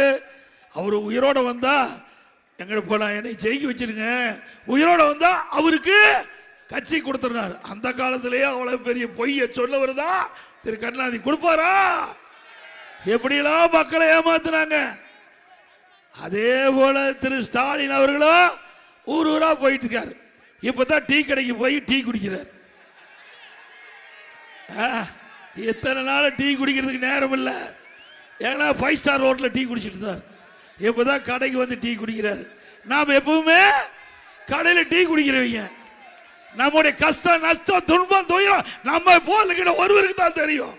தெரியுமா அவருக்கு? இங்க இருக்கின்ற விவசாயிகள் படிக்கிற கஷ்டம் தெரியுமா? படிக்கின்ற துன்பம் தெரியுமா? எனக்கு ஒரு விவசாயி தொழிலாளி என்றால் சாதாரண விஷயம் இல்ல, கடினமான தொழில், விவசாய தொழில். நான் இன்னைக்கு விவசாயியா இருக்கிறேன். உங்களை எல்லாம் பார்க்கின்ற பொழுது மட்டற்ற மகிழ்ச்சி, எல்லையெல்லா மகிழ்ச்சி. முதலமைச்சர் இருக்கும் போது அந்த மகிழ்ச்சி இல்ல, இப்ப காண்கின்ற மகிழ்ச்சி எல்லையெல்லா மகிழ்ச்சி. நானும் உங்களை போல் விவசாயம் பண்ணிட்டு இருந்தவன். இன்றைக்கும் விவசாயம் தான் என்னுடைய சொந்த தொழில், வேற எந்த தொழிலும் இல்லை. ஆனா இந்த விவசாயத்தை இன்றைய முதலமைச்சர் புறக்கணித்துக்கிட்டு இருக்கிறார். விவசாயிகளை விரோதியாக பார்க்கின்றார். விவசாயிகளை எந்த திட்டமும் அறிவிக்காமல் விவசாயிகள் படுகின்ற கஷ்டம் துன்பம் துயரம் வேதனை எதை பற்றி கவலைப்படாத முதலமைச்சர் இன்றைய முதலமைச்சர் ஸ்டாலின் அவர்கள். சிந்திச்சு பாருங்க. அண்மையில் டெல்டாவில் இருக்கிற விவசாயி உற்பத்தி செய்யப்பட்ட நெல் நேரடி நெல் கொள்முதல் கொண்டு சென்று விற்க முடியல.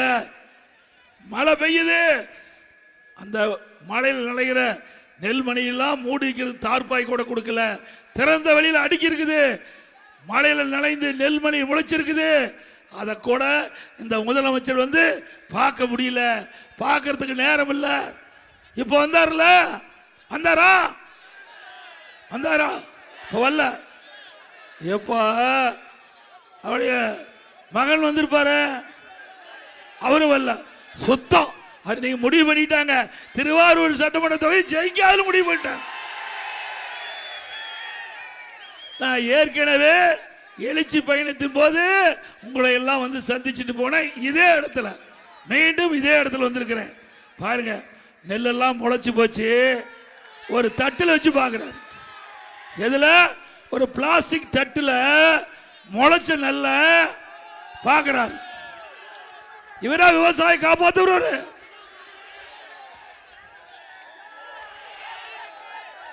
ஒரு தட்டுல நாம கஷ்டப்பட்டு இரவென்றும் பகலென்றும் பாராம ரத்தத்தை விரைவியா சிந்தி பயிரை நெட்டு அதை நோயிலிருந்து காப்பாற்றி அதை அறுவடை செஞ்சு அந்த நெல்மணியெல்லாம் மூட்டை பிடிச்சி விற்க கொண்டு போய் மழையில் நனைஞ்சு நெல்மணி முளைச்சு போச்சு.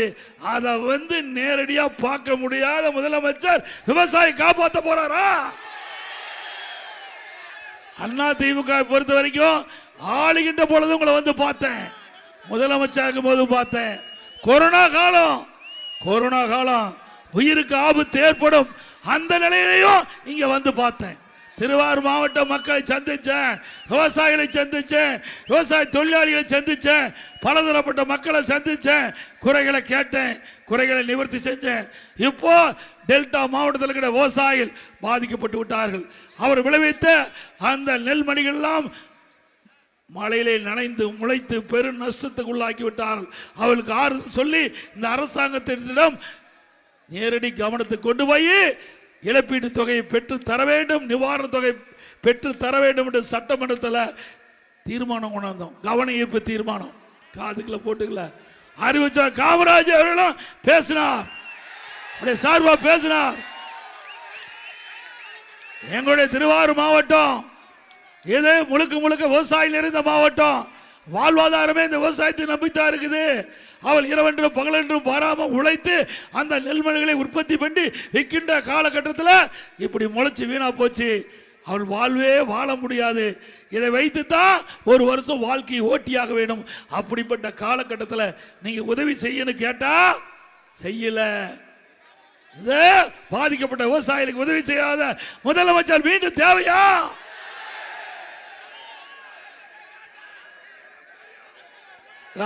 நான் வந்து பார்த்துட்டு போனல.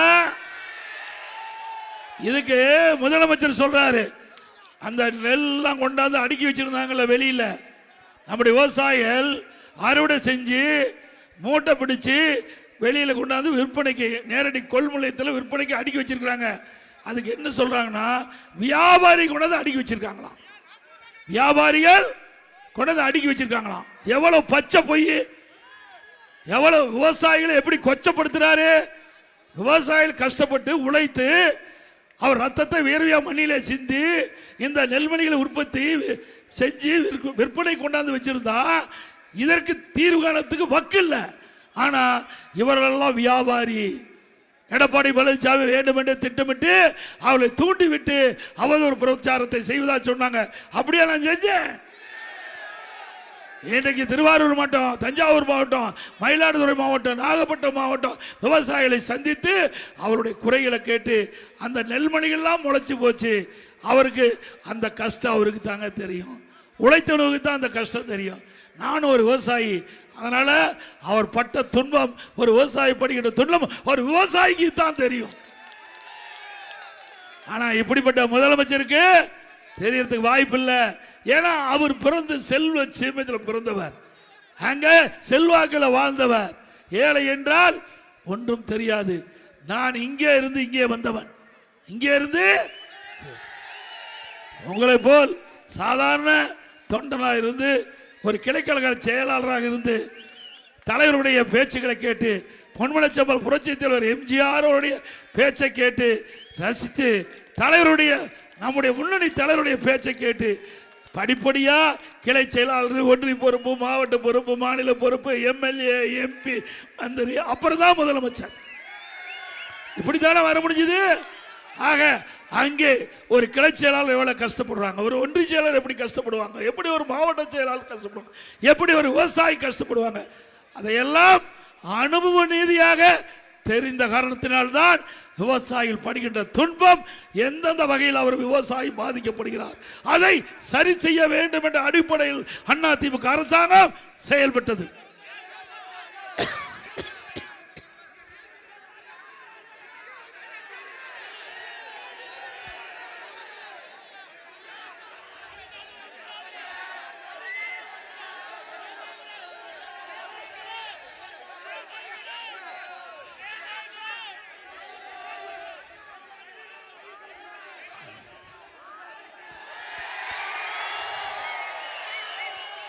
அதே போல அனைத்து இந்திய அண்ணா திராவிட முன்னேற்ற கழக தேர்தல் அறிக்கை, இதே புரட்சி தலைவி அம்மா இருக்கின்ற பொழுது அம்மா அவர்கள் குறிப்பிட்டது, அதிமுக தேர்தல் அறிக்கையில் அதிமுக ஆட்சிக்கு உடனே விவசாயிகள் வாங்கிய பயிர்க்கடன் தள்ளுபடி என்று சொன்னாங்க. தள்ளுபடி செஞ்சாங்க. நான் முதலமைச்சர் இருந்த பொழுது கொரோனா காலம், விவசாயிகள் உற்பத்தி செய்யப்பட்ட அந்த விளைபொருள் முழுமையாக விற்க முடியல. நாங்கள் வாங்கிய பயிர்க்கடன் செலுத்த முடியல, முறையா தள்ளுபடி செய்ய வேண்டும் என்று கோரிக்கை வச்சீங்க. உங்களுடைய கோரிக்கையின் அடிப்படையில் நான் முதலமைச்சர் இருந்த பொழுது 2021ஆம் ஆண்டு 12,100 கோடி தொடக்கடன் வேளாண் கூட்டுறவு கடன் சங்கத்தில் பயிர்க்கடன் தள்ளுபடி. மீண்டும் விவசாயிகள் கோரிக்கை வச்சிருக்கிறீங்க, எங்களுடைய தலைவர்கள் கோரிக்கை வச்சிருக்கிறாங்க, விவசாய சங்க பிரதிநிதிகள் என்னை சந்தித்து கோரிக்கை வச்சிருக்கிறாங்க. மீண்டும் அதிமுக ஆட்சி 100% உங்களுடைய ஆதரவால் அமையும். விவசாயிகள் வாங்கிய பயிர்க்கடன் தள்ளுபடி செய்யப்படும். ஆனா ஒண்ணு, எங்க ஆளுகளை ஜெயிக்க வைக்கணும். நான் ஒவ்வொரு முறையும் விவசாய காப்பாற்றி இருக்கிறேன். நீங்க சிந்திச்சு பார்க்க வேண்டும். நான் வாக்குக்காக இதை செய்யல, நான் ஓட்டுக்காக உங்களை வந்து பார்த்து செய்யல. கஷ்டப்படுறீங்க, கஷ்டத்திலிருந்து உங்களை காப்பாற்ற வேணும். நானும் ஒரு விவசாயி என்ற முறையில் அந்த கஷ்டத்தை அனுபவிச்சவன். அதனால கஷ்டத்திலிருந்து உங்களை மீட்டெடுக்க வேண்டும் என்ற அடிப்படையில் தான் செஞ்சேன். ஆனா இந்த முறையாவது வெற்றி வாய்ப்பு கொடுங்க. ஏன்னா உங்களுடைய நிலம் சிந்திச்சு பாருங்க. இன்றைக்கு திரு ஸ்டாலின் துணை முதலமைச்சர் இருக்கும்போது ஹைட்ரோ கார்பன் மீத்தேன் புரிந்துணர்வு ஒப்பந்தம் போட்டார். புரிந்துணர்வு ஒப்பந்தம் போட்டது திராவிட முன்னேற்ற கழக தலைவர் அன்றைக்கு துணை முதலமைச்சர் திரு ஸ்டாலின் அவருடைய முன்னிலையில புரிந்துணர்வு ஒப்பந்தம் போட்டாங்க. ஹைட்ரோ கார்பன் மீத்தேன் எடுப்பதற்கு விவசாயியுடைய நிலத்தை அபகரிக்க ஸ்டாலின் அவர்கள் இந்த புரிந்துணர்வு ஒப்பந்தம் போட்டார். அந்த திட்டம் நடைமுறைக்கு வருகின்ற சூழ்நிலையில இங்க இருக்கிற விவசாய பெருடைய மக்கள், இங்க இருக்கிற விவசாய சங்க பிரதிநிதிகள், எங்களுடைய கட்சியினுடைய மூத்த தலைவர்கள் கோரிக்கை வச்சாங்க. இவர்களுக்கு முழு பாதுகாப்பு கொடுக்க வேண்டும். எந்த இப்ப மட்டும் இல்ல, நிரந்தரமாக டெல்டா மாவட்டத்தில் விவசாய விளைநிலங்கள் ஒரு சென்ட் நிலம் கூட யாருக்கு கொடுக்க கூடாது. அதற்கு தேவையான சட்டத்தை எப்படியாவது நிறைவேற்றித்தார்கள் என்று சொன்னாங்க. இப்பொழுது இருக்கின்ற மத்திய அரசாங்கம், பாரத பிரதமர் நரேந்திர மோடி அவர்களிடத்திலே நான் பேசினேன். எங்களுடைய விவசாயிகள் பாதிக்கிறாங்க. இன்றைக்கு டெல்டா மாவட்டம் நெற்களஞ்சியம் என்று சொல்லுகின்ற மாவட்டம். எங்களுடைய ஜீவநதி காவிரி நதிநீர், அந்த நதி பாருகின்ற இந்த பகுதி பொன் விளைகின்ற பூமி. இந்த பூமியை தவிர்த்து அவளுக்கு எந்த தொழிலும் செய்ய தெரியாது. இந்த பூமியில் உழைத்துத்தான் அவள் வாழ முடியும். அப்படிப்பட்ட விளை நிலங்கள், பொன் விளைகின்ற பூமி, அந்த பூமியை நீங்க வந்து ஹைட்ரோ கார்பன் மீத்தேன் போன்ற திட்டத்துக்கு எடுத்தால் நாங்கள் ஒற்றுக்கொள்ள மாட்டோம் என்று வாதாடினேன். நம்முடைய நியாயத்தை சிந்தித்தார். அதன் அடிப்படையில் பாதுகாக்கப்பட்ட வேளாண் மண்டலத்தை கொடுத்தல்ல. இனி எந்த கொம்பனாலும் உங்கள் நிலத்தை தொட்டு கூட பார்க்க முடியாது. உங்க காலம் இல்ல, உங்க பையன் காலம் இல்ல, உங்க பேரங்காலம் இல்ல. இந்த பூமி இருக்கின்ற வரை எந்த ஆளும் எந்த திட்டமும் இந்த டெல்டா மாவட்டத்தில் வராது. அப்படி அற்புதமான திட்டத்தை நாங்க உருவாக்கி தந்திருக்கிறோம். இதை விட நான் என்ன செய்யணும் சிந்திச்சு பாருங்க. உங்களுடைய பூமியை பாதுகாத்த அரசாங்கம் அதிமுக அரசாங்கம், அதிமுக கட்சி. உங்களுடைய பூமியை அபகரிச்சது திமுக தலைவர் ஸ்டாலின். உங்க பூமியை பாதுகாத்தது அதிமுக. சிந்திச்சிங்க, யார் உங்களுக்கு நல்லவர், யார் உங்களுக்கு நன்மை செஞ்சார் என்று சிந்திங்க. அதே மாதிரி காவிரி நதிநீர் பிரச்சனை 50 ஆண்டு காலம் நடந்துட்டு இருக்குது. புரட்சி தலைவர் எம்ஜிஆர் காலத்திலிருந்து அம்மா காலம் வரை உச்ச நீதிமன்றத்தில் வழக்கு நடந்துகிட்டு இருந்தது.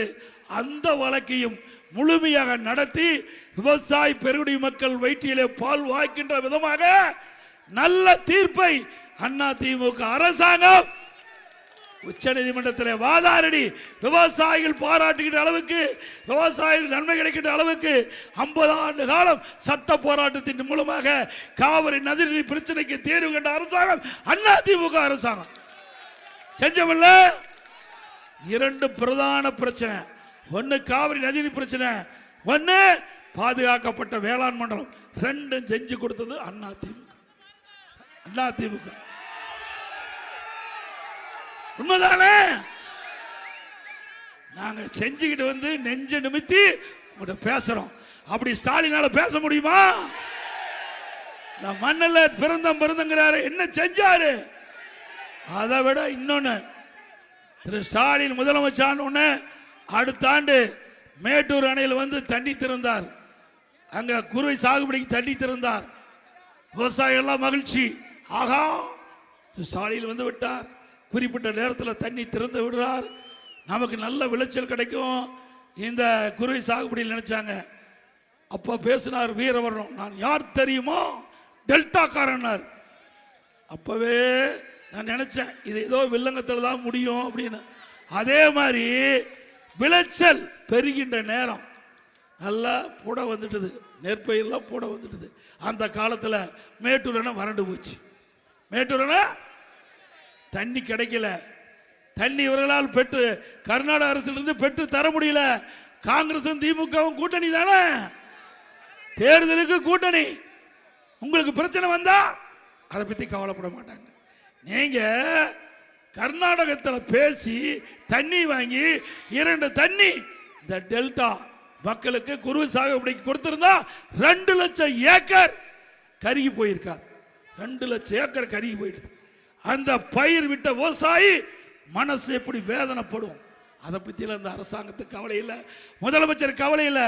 அந்த காலகட்டம் இங்கே காஞ்சிக்கிட்டு இருக்குது. அங்கே இந்தியா கூட்டணி கர்நாடகத்தில் பேச்சுவார்த்தை நடக்கிறாங்க பெங்களூரில். அப்போ நான் பத்திரிகையில் செய்தி கொடுக்குறேன், திரு ஸ்டாலின் அவர்களே இந்தியா கூட்டணி பேச்சுவார்த்தைக்கு போகிறீங்க. அங்கே காங்கிரஸ் தலைவர் சோனியா காந்தி அம்மையார், திரு ராகுல் அவர் வராங்க. நீங்கள் நீர்ப்பாசனத்துறை அமைச்சர் சிவகுமார் வரவேற்கிறார் உங்களை. அங்கே முதலமைச்சர் சீதாராமையா இருக்கிறாரு. பேச்சுவார்த்தை நடத்தி 2 தண்ணி அதற்கு கொஞ்சம் டிஎம்சி கேட்டு பெருங்க. நம்முடைய விவசாயிகளை பாதுகாக்கலாம், நம்முடைய விவசாயி பயிரிட்ட பயிரை பாதுகாக்கலாம். அப்ப சொல்றார், இதுக்கெல்லாம் நான் போகல, இதுக்கு எப்படி போய் கேட்க முடியும்? நாங்க கூட்டணி பேச்சுவார்த்தைக்கு போறோம், அப்ப எப்படி போய் இதை பேச முடியும் அப்படின்னு சொல்றாரு திரு ஸ்டாலின். இவரா விவசாயிகளை காப்பாற்றுவார். உள்ளத்திலேயே பாசம் இருந்து உண்மையால் தமிழக விவசாயிகளை காப்பாற்ற வேண்டும் என்று உள்ளத்திலே எண்ணம் இருந்தா இதை கேட்டா தண்ணி கொடுத்திருப்பாங்க. நிச்சயமா கொடுத்துற. இந்தியா கூட்டணியில பிரதான கட்சியா திமுக இருந்தது. கேட்டிருந்தால் அன்றைய தினம் திரு ஸ்டாலின் இந்தியா முத கூட்டம் பெங்களூர் நடக்குது. அந்த கூட்டத்தில் இவர் கோரிக்கை வச்சிருந்தா கோரிக்கை ஏற்று தண்ணி கர்நாடக அணையில் திறந்து விடப்பட்டிருக்கும். நம்முடைய டெல்டா விவசாயிகள் அதை தண்ணீரை பாய்ச்சி அந்த காய்ச்சல் இருந்து பயிரை காப்பாற்றி நல்ல விளைச்சலை பெற்றிருக்கிறான். இன்னைக்கு என்ன, 2 நாளைக்கு முந்தி இந்த நமக்கு மேகதாது அணை கட்டப்படும் என்று அறிவிச்சிருக்கார். யாரு? கர்நாடக நீர்ப்பாசனத்துறை அமைச்சர் சிவகுமார் அவர்கள். நாங்க மேகதாது அணை கட்டப்படும், அதற்கு நிதி ஒதுக்கிட்டார். சட்டமன்றத்திலேயே கர்நாடக சட்டமன்றத்தில் முதற்கட்ட நிதி ஒதுக்கிறார். அவர் செங்கல்பட்டில் பிரச்சாரம் செய்ய வந்திருக்கார். பாரு யாரு?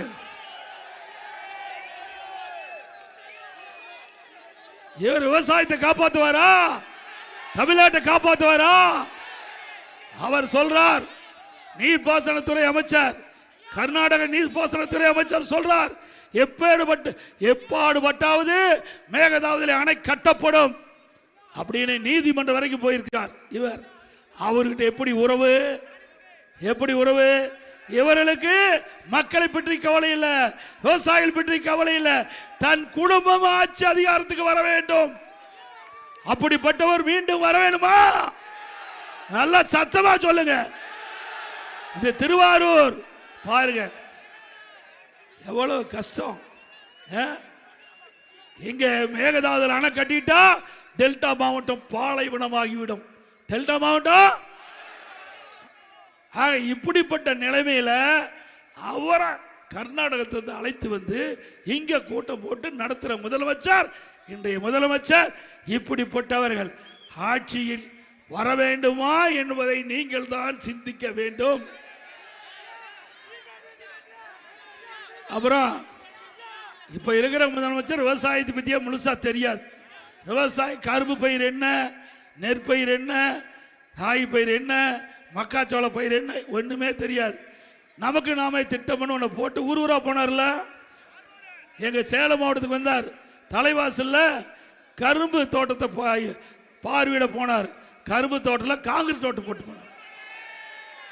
கரும்பு தோட்டத்தில் காங்கிரீட் சாலை அமைச்சுக்கிட்டு போன நவீன விவசாயி யாரு? நவீன. இவரெல்லாம் நாட்டை காப்பாற்ற போறாரா? விவசாயத்தை காப்பாற்ற போறாரா? விவசாயியை காப்பாற்ற போறாரா? விவசாய தொழிலாளி காப்பாற்ற போறாரா? சிந்திங்க.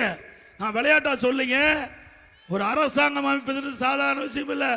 8 கோடி தமிழ் மக்கள் வாழுகின்ற மாநிலம். அந்த மக்களுடைய வாழ்வாதார பிரச்சனை. இன்றைக்கு 60% விவசாயிகள் இருக்கிறாங்க. அந்த 60% விவசாயியுடைய நிலை என்ன என்பதை உணர வேண்டும் ஒவ்வொரு விவசாயியும். தயவு செய்து சிந்தித்து பாருங்கள். எந்த அரசாங்கம் உங்களுக்கு உதவி செய்கிறது, எந்த அரசாங்கம் ஆட்சிக்கு வந்தால் உங்களுக்கு நன்மை கிடைக்கும், சிந்திச்சு பார்த்து இந்த தேர்தலில் உங்களுக்கு எந்த அரசாங்கம் நன்மை செய்து என்பதை உங்கள் மனசாட்சிக்கு தெரியும். மனசாட்சிப்படி இந்த தேர்தலை வாக்களியுங்கள்.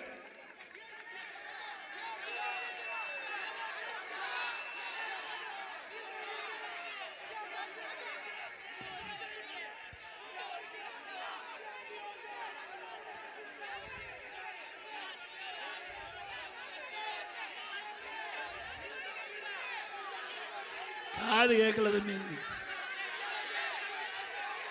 நீ நினைக்கிறதெல்லாம் நடக்கும். இந்த ஆட்சி மக்களுடைய ஆட்சி.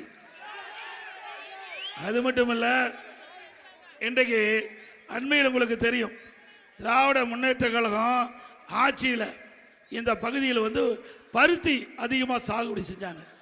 அந்த பருத்தி சாகுபடி செய்த விவசாயிகள் அங்கே ஒழுங்குமுறை விற்பனை கூட்டத்தில் போய் அதை விற்பாங்க.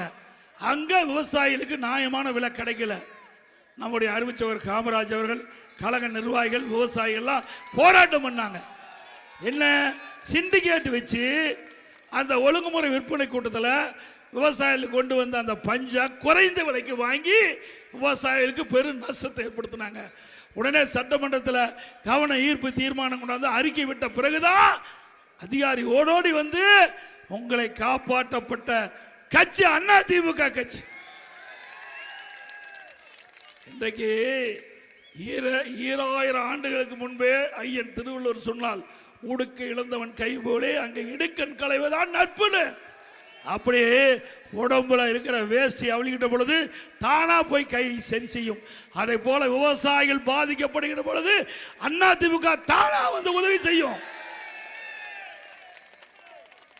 அதோட கஜா புயல் வந்த பொழுது எப்படி இந்த மாவட்டத்தை புரட்டி போட்டது உங்களுக்கு தெரியும். அவ்வளவு ஒரு மோசமான நிலை. நான் முதலமைச்சர் ஆகின்ற பொழுது 2017 வறட்சிக்கு நிவாரணம் கொடுத்தோம். இந்திய வரலாற்றிலேயே ஒரு மாநிலம் வறட்சிக்காக நிவாரணம் கொடுத்த ஒரே அரசாங்கம் அதிமுக அரசு. 2240 கோடி விவசாயிகள் பயிர்கள் கருகி சேதமடைந்ததை கணக்கிட்டு விவசாயிகளுக்கு நிவாரணம் அளித்த அரசாங்கம் அதிமுக அரசாங்கம். அதே போல கஜா புயல் இந்த பகுதியில் புரட்டி போட்டு விட்டது. பாதிக்கப்பட்ட விவசாயிகள் கணக்கெடுத்தோம். தகுந்த நிவாரணத்தை கொடுத்த அரசாங்கம் அதிமுக அரசாங்கம். NTRF, SCRF தேசிய பேரிடர், அதே போல மாநில பேரிடர், இதையெல்லாம் பார்க்கல. அதை விட ஒரு ஏக்கருக்கு கூடுதலான நிவாரணத்தை கொடுத்து விவசாயிகளை வாழ வைத்தோம். அது மட்டுமல்ல, ஒரே ஆண்டில் 2 முறை பேரிடர் வந்து விவசாயிகள் பாதிக்கிட்டாங்க. 2 முறை விவசாயிகளுக்கு நிவாரணம் அளித்த ஒரே அரசாங்கம் அதிமுக அரசாங்கம். திமுக போல இந்த குறுவை சாகுபடிக்கு 4 ஆண்டுவா இன்றைக்கு காப்பீட்டு திட்டத்தில் கொண்டு வரல. இதனால் விவசாயிகள் கடுமையாக பாதிச்சாங்க. அதே போல சம்பா பதிவுக்கும் காப்பீடு கிடையாது. அதிமுக ஆட்சிக்கு வந்தா மீண்டும் விவசாயிகளை பாதுகாக்கின்ற விதமாக அவருடைய நெற்பயிர்களுக்கு காப்பீடு திட்டம் நடைமுறைப்படுத்தப்படும். அது மட்டுமல்ல, வணிக பயிர், கரும்பு, வாழை, மஞ்சள், பருத்தி, இது போன்ற வணிக பயிர்கள் அதற்கு இப்பொழுது காப்பீடு 5% பிரீமியம் வசூல் பண்றாங்க. அதை 2% குறைச்சிட்டாங்க. 2%. அதே போல நடந்தாய் வாழி காவிரி திட்டம், அற்புதமான திட்டம். நடந்தாய் வாழி காவிரி, அதோடைய திட்டத்தினுடைய நோக்கம் காவிரி அங்க மேட்டூர் அணையில் திறக்கப்படுகிற நீர் திருவாரூர்ல வந்து சேரும்போது சுத்தமா இருக்கும். எப்படி மேட்டூர்ல திறக்கின்ற நீர் எப்படி சுத்தமா இருக்குதோ அதே போல திருவாரூர் வந்து சேர்ந்தா கூட அந்த நீர் சுத்தமா இருக்கும். அதனுடைய திட்டம் தான் நடந்தாய் வாழி காவிரி திட்டம். நான் முதலமைச்சர் இருந்த பொழுது பாரத பிரதமர் நரேந்திர மோடி அவர்களை சந்தித்து நீங்க எப்படி கங்கையை சரி பண்றீங்களோ அதே போல எங்களுடைய ஜீவநதி காவிரி நதிநீர் 20 மாவட்ட மக்களுக்கு குடிநீர் ஆதாரமாக விளங்குகின்றது. எங்களுடைய டெல்டா மாவட்டத்திற்கு ஜீவ நதியா இருக்குது. பாசனம் பெறக்கூடிய நதியுடைய நீர் சுத்தமா இருக்கணும். கேட்டுக்கொண்டதுங்க. மத்திய அரசாங்கம் கூட்டுக்குழு 2 அவை, மாநிலவை மக்களவை, அந்த மேதகு குடியரசுத் தலைவர் உரையில சேர்த்தாங்க. நான் கொடுத்த கோரிக்கை நடந்தாய்வாளி காவிரி திட்டத்தை நிறைவேற்றப்படும் என்ற மேதகு குடியரசுத் தலைவர் உரையில குறிப்பிட்டாங்க. 4 வருஷம் போராடினேன். இந்த திமுக ஆட்சியில் நான் கொடுத்தத பாரத பிரதமர் ஏற்றுக்கிட்டாரு. அங்கே இருக்கிற மேதகு குடியரசுத் தலைவர் உரையில இடம்பெற்று திட்டத்தை நிறைவேற்ற நீங்க போய் கேளுங்க அப்படின்னு கேட்டேன். அப்போ நீர்வளத்துறை அமைச்சர் சொன்னார், இது மாதிரி நிறையா கொடுத்தோம், ஒன்றுமே வரல, உங்களுக்கு ஒன்றுமே தெரியாது, நீங்கள் ஏதோ மத்திய அரசு நம்பி கொடி கொடுத்தீங்கன்னாரு.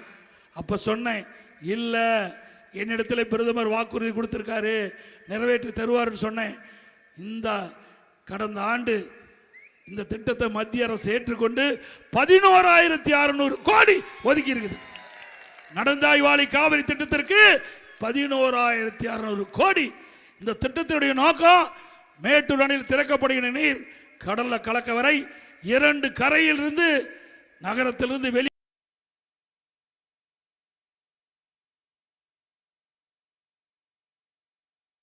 வெளியேறுகின்ற அசுத்த நீர் காவிரி நதியிலே கலக்கிறது. அந்த அசுத்த நீரை பேபி கனால் சிறு கால்வாய் மூலமாக அமைத்து அதை செம்பில் சுத்தப்படுத்தி ஆற்றிலே விட வேண்டும்.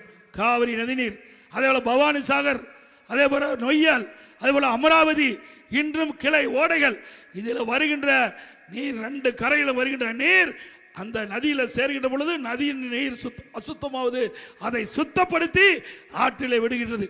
இதுதான் இந்த திட்டத்தினுடைய நோக்கம். இந்த திட்டம் எவ்வளவு பெரிய அருமையான திட்டம், உண்மைதானே? அதை சட்டமன்றத்தில் அறிவிச்சிட்டு அப்படி கிடப்பில் போட்டான். ஏன்னா இது அதிமுக ஆட்சியில் கொண்டு வரப்பட்ட திட்டம். எடப்பாடி பழனிசாமி பிரதமர் கோரிக்கை வச்சு நிறைவேற்றப்பட்டு விட்டது. அதனால அரசியல் கால் பிடிச்சு கிடப்புல போட்டாங்க. 11,600 கோடி மத்திய அரசு கொடுக்கப்பட்ட நிதியை பயன்படுத்தாத அரசாங்கம், உங்களுக்கு உதவாத அரசாங்கம் தேவையா?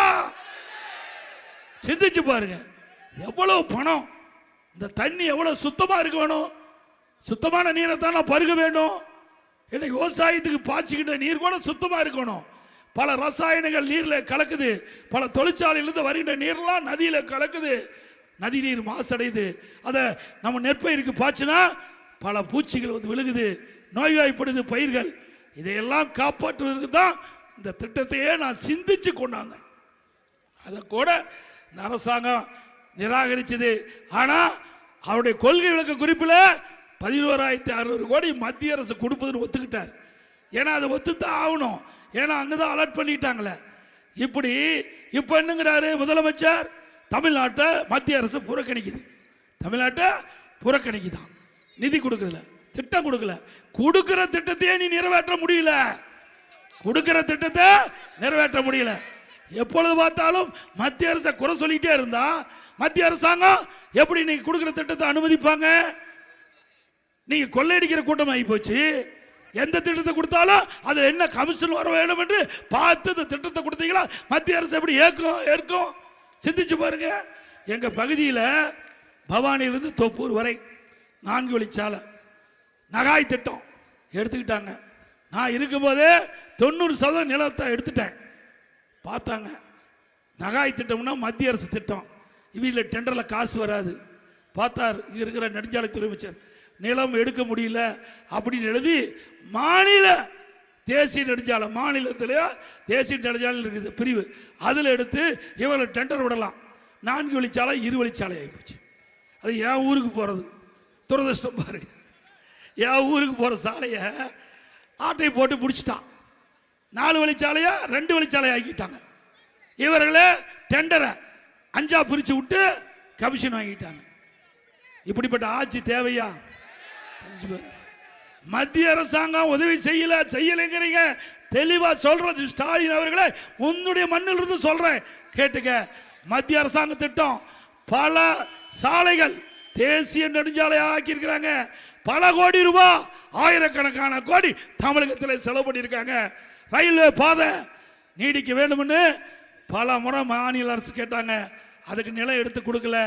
பல ரயில்கள் வேண்டும்னு கேட்டோம், எல்லா ஊருக்கும் ரயில் விட்டுருக்காங்க. வந்தே பாரத் ரயில், ஸ்பீடா போற ரயில், அதையும் நமக்கு கொடுத்துருக்குறாங்க. அதே போல விமான நிலையம், திருச்சி விமான நிலையம் விரிவாக்கம், தூத்துக்குடி விமான நிலையம் விரிவாக்கம். நான் இருக்கும் போதே கோயம்புத்தூர் அங்க விமான நிலையம் விரிவாக்கம் நிலத்தை எடுத்து கொடுத்துட்டேன். இது வரைக்கும் ஹேண்ட் ஓவர் பண்ணல, ஒப்படைக்கல. எப்படி நிறைவேற்ற முடியும்? இந்த ஆட்சி வந்த பிறகு ஒரு பெரிய திட்டத்தை கூட கொண்டு வர வக்கில் அரசாங்கம் திமுக அரசாங்கம். துறைமுகம், ஏற்றுமதி இறக்குமதி, நாம் உற்பத்தி பண்ணுகின்ற பொருள் ஏற்றுமதி ஆகணும், வெளிநாட்டில் இறக்குமதி பண்ணணும்.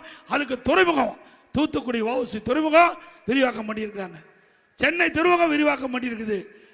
மத்திய அரசாங்க திட்டம் முழுவதும் சரியான முறையிலே செயல்படுத்தி கொடுக்க ஸ்டாலின் அவர்களே, உங்களுக்கு தான் ஒன்றும் தெரியாது, பொம்மை முதலமைச்சராச்சு. இனிமேல் படிச்சு பார்த்தாலும் தெரிஞ்சுக்க, படிச்சு பார்த்தாவது தெரிஞ்சுக்கப்பா. மத்திய அரசாங்கத்தில் என்னென்ன திட்டம் கொண்டாந்துருக்காங்க, எவ்வளவு நிதி ஒதுக்கியிருக்காங்க. சரி, நீங்க 15 வருஷம் இருந்தீங்களா? 15 வருஷம் மத்தியில் ஆட்சி அதிகாரத்தில் திமுக இருந்தது இல்லைங்களா?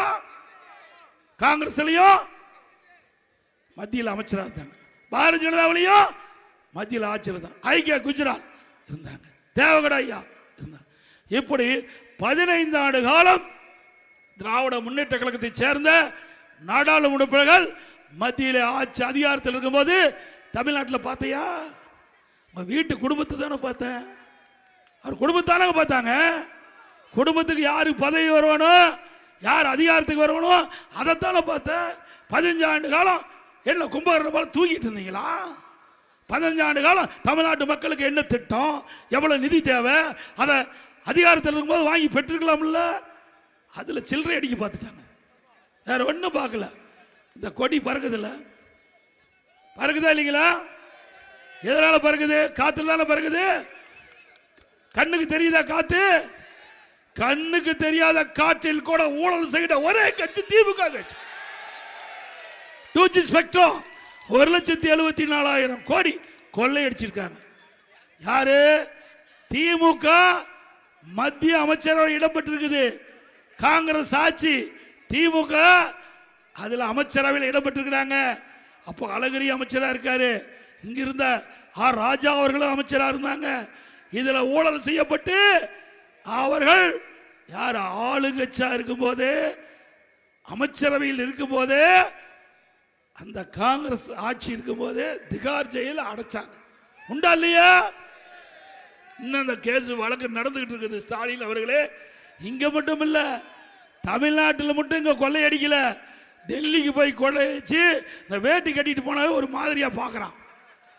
வேட்டி கட்டிட்டு போனாவே எங்கடா தமிழ்நாட்டுக்காரன் வந்து 1,74,000 கோடி ஆட்டை போட்டான்னு. இன்றைக்கு இந்தியா பூரா பரபரப்பா பேசப்படுகின்ற அளவிற்கு ஊழல் செய்த ஒரே கட்சி திமுக கட்சி. இங்க மட்டும் இல்ல, உலகத்திலேயே 1,74,000 கோடி கொள்ளையடிச்ச ஒரே கட்சி திமுக கட்சி. உண்மைதானே?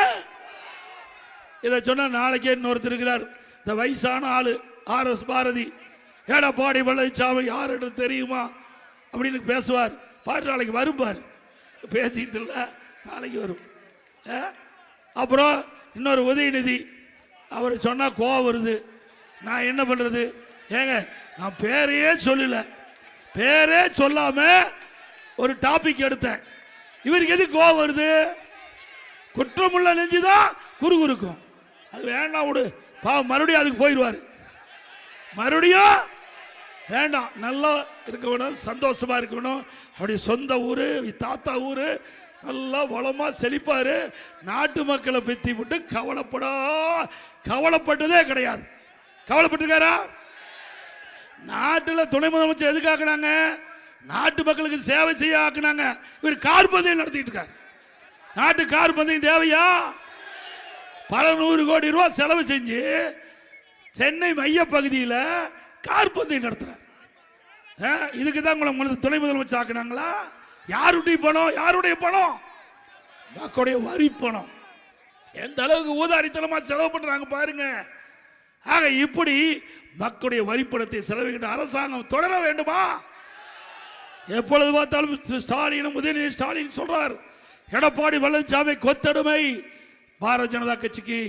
இன்னைக்கு முரட்டடி, இன்னொருத்தர் உதயநிதி முரட்டடிமை, முரட்டடிமையா எடப்பாடி பழனிசாமி. திரு உதயநிதி அவர்களே, திரு ஸ்டாலின் அவர்களே, அண்ணா திமுக தொண்டம் கூட எவருக்கு அடிமை இல்லை. உங்களுக்கு பதவி வரும்னா யாரு காலில் வேணாலும் விழுவுவீங்க.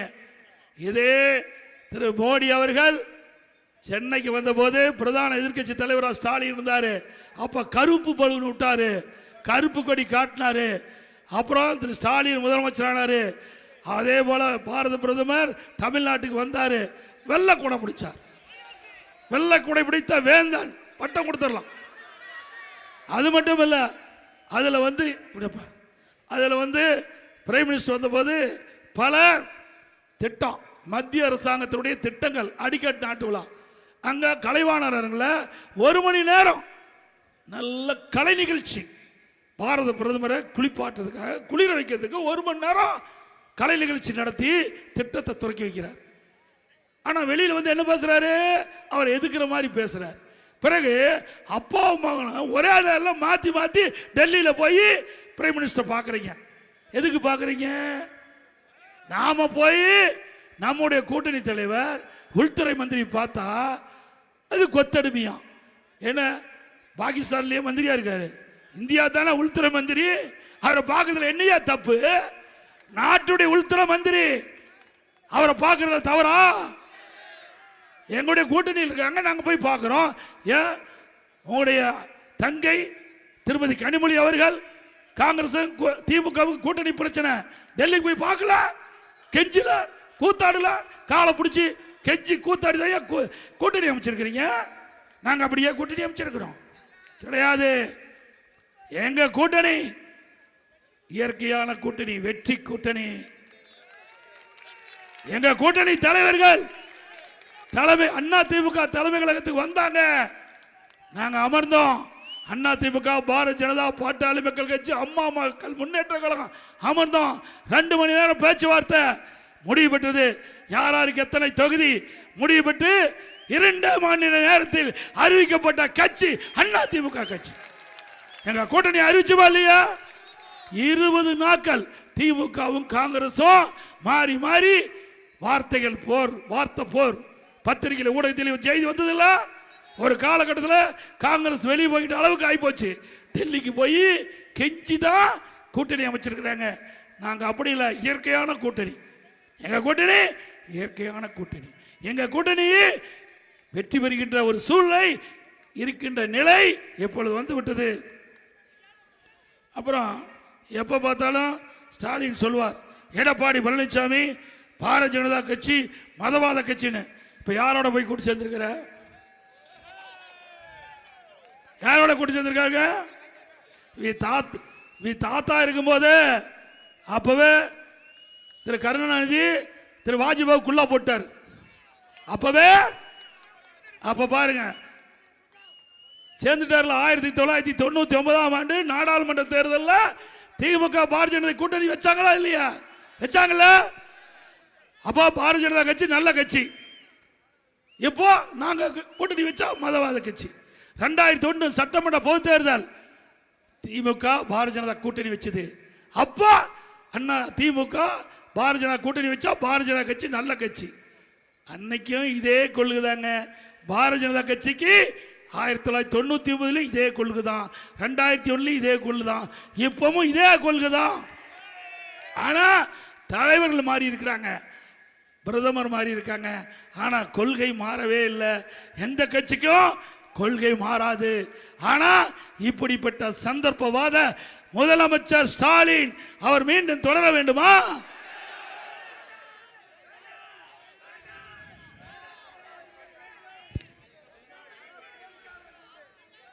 திராவிட முன்னேற்ற கழக ஆட்சிக்கு வந்த பிறகு கரண்ட் பில்லு, கரண்ட தொட்டாத்தான் ஷாக் அடிக்கும். கரண்ட் பில்லு கேட்டாவே திமுக ஆட்சியில் ஷாக் அடிக்குது. 67% கரண்ட் பில்லை உயர்த்திட்டாங்க. கடைக்கு 6 மணிலிருந்து 9 வரைக்கும் ரெட்டிப்பு சார்ஜ். வீட்டுக்கு வரி நகராட்சியில் 100% ஏற்றியாச்சு. ஆண்டுக்கு 6% உயர்வு. கடைக்கு 150 உயர்த்தியாச்சு, வீட்டு வரி உயர்த்தியாச்சு, கடை வரி உயர்த்தியாச்சு, குடி வரி உயர்த்திட்டாங்க, குப்பைக்கும் வரி போட்டாங்க. அதை கூட விட்டு வைக்கல, குப்பை கூட விட்டு வைக்கல, அதுக்கு வரி போட்டாங்க.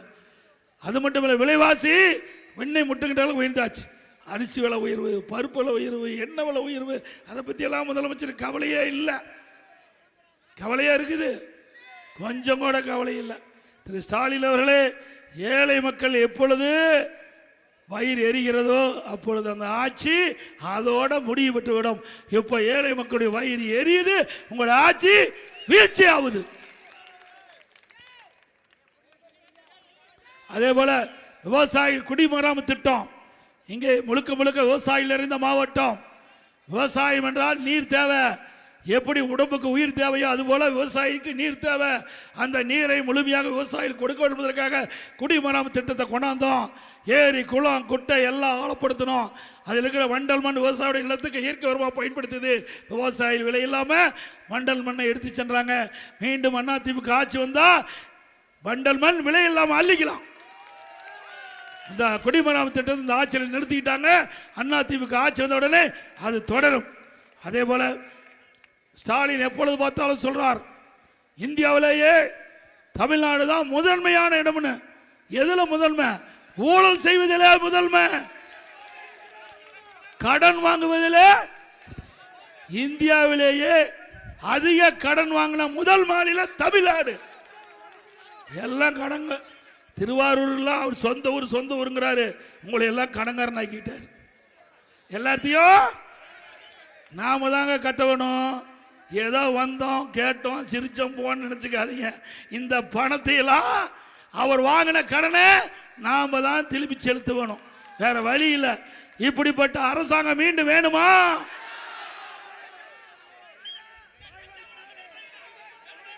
அதே போல தமிழகத்தில் சட்ட ஒழுங்கு அடியோடு சீர்கட்டு விட்டது. எங்க பார்த்தாலும் போதைப் பொருள் விற்பனை சர்வசாதாரணமா விற்குது. கஞ்சா விற்காத இடமே இல்லை, உண்மைதானே? சந்து பொந்து வீதி எல்லாம் விற்குது. இந்த கஞ்சா ஆசாமிகள் பல குற்றச்செயலில் ஈடுபடுறாங்க. கஞ்சா அடிச்சுட்டு அவன் என்ன செய்யணும் தெரியலன்னு நிபுணர்கள் சொல்றாங்க. அந்த கஞ்சா போதை ஆசாமிகள் கொலை திருட்டு வழிப்பறிவு பாலியல் வன்கொடுமை நடக்காத நாளே இல்லை. ஆக இதையெல்லாம் தடுக்க துப்பு இல்லாத அரசாங்கம் விடியா திமுக அரசாங்கம். அண்ணா திமுக ஆட்சி அமைந்தவுடனே 3 மாதத்தில் தமிழகத்தில் கஞ்சா அறவே ஒழிக்கப்படும், போதைப் பொருள் இல்லாத மாநிலமாக உருவாக்கப்படும். அதேபோல இன்னைக்கு அண்ணா திமுக ஆட்சி அமைந்தவுடன் பல்வேறு அறிவிப்புகள் வெளியிட்டிருக்கிறோம். ஒரு சில அறிவிப்புகளை உங்களிடத்திலே நான் தெரிவிக்க விரும்புகிறேன். இன்றைக்கு வரிச்சுமை அதிகமாயிடுச்சு, வரிச்சுமை அதிகமாயிட்டுது. இன்னொரு பக்கம் விலைவாசி உயர்ந்துட்டுது. இதனால பொதுமக்கள் பாதிக்கிறாங்க. அந்த பாதிப்பிலிருந்து பொதுமக்களை விடுவிக்கின்ற விதமா எல்லா குடும்ப அட்டைதாரருக்கும் 10,000 ரூபாய் சிறப்பு உதவி தொகை வங்கியிலே செலுத்தப்படும். மாதந்தோறும் குடும்ப தலைவின் பெயரிலே 2,000 ரூபாய் வழங்கப்படும். எல்லா குடும்ப அட்டைதாருக்கும் விலை இல்லாமல் பிரிட்ஜ் வழங்கப்படும். ஆண்டுக்கு 3 கேஸ் சிலிண்டர் விலை இல்லாமல் வழங்கப்படும். 5 லட்சம் பெண்களுக்கு அம்மா இருசக்கர வாகனம் 25,000 மானியத்தில் வழங்கப்படும். ஒவ்வொரு தைப்பொங்கல் என்றும் பொங்கல் தோப்பு கொடுப்போம், அதோட 1000 ரூபாய் வழங்கப்படும். தீபாவளி என்று நம் பெண்களுக்கு பட்டுப்புடவை வழங்கப்படும். அதே போல விவசாய கடன் தள்ளுபடி செய்யப்படும். அதே போல விவசாயிகளுக்கு மும்முனை மின்சாரம் 24 மணி மும்முனை மின்சாரம் விவசாயிகளுக்கு வழங்கப்படும். இன்னைக்கு நகர பகுதியில் கடை வச்சிருக்கிறாங்க, வீதியில் கூட்டுறவு சங்கத்தில் வாங்கிய கடன் தள்ளுபடி, மாற்றுத்திறனாளி கூட்டுறவு சங்கத்தில் வாங்கிய கடன் தள்ளுபடி.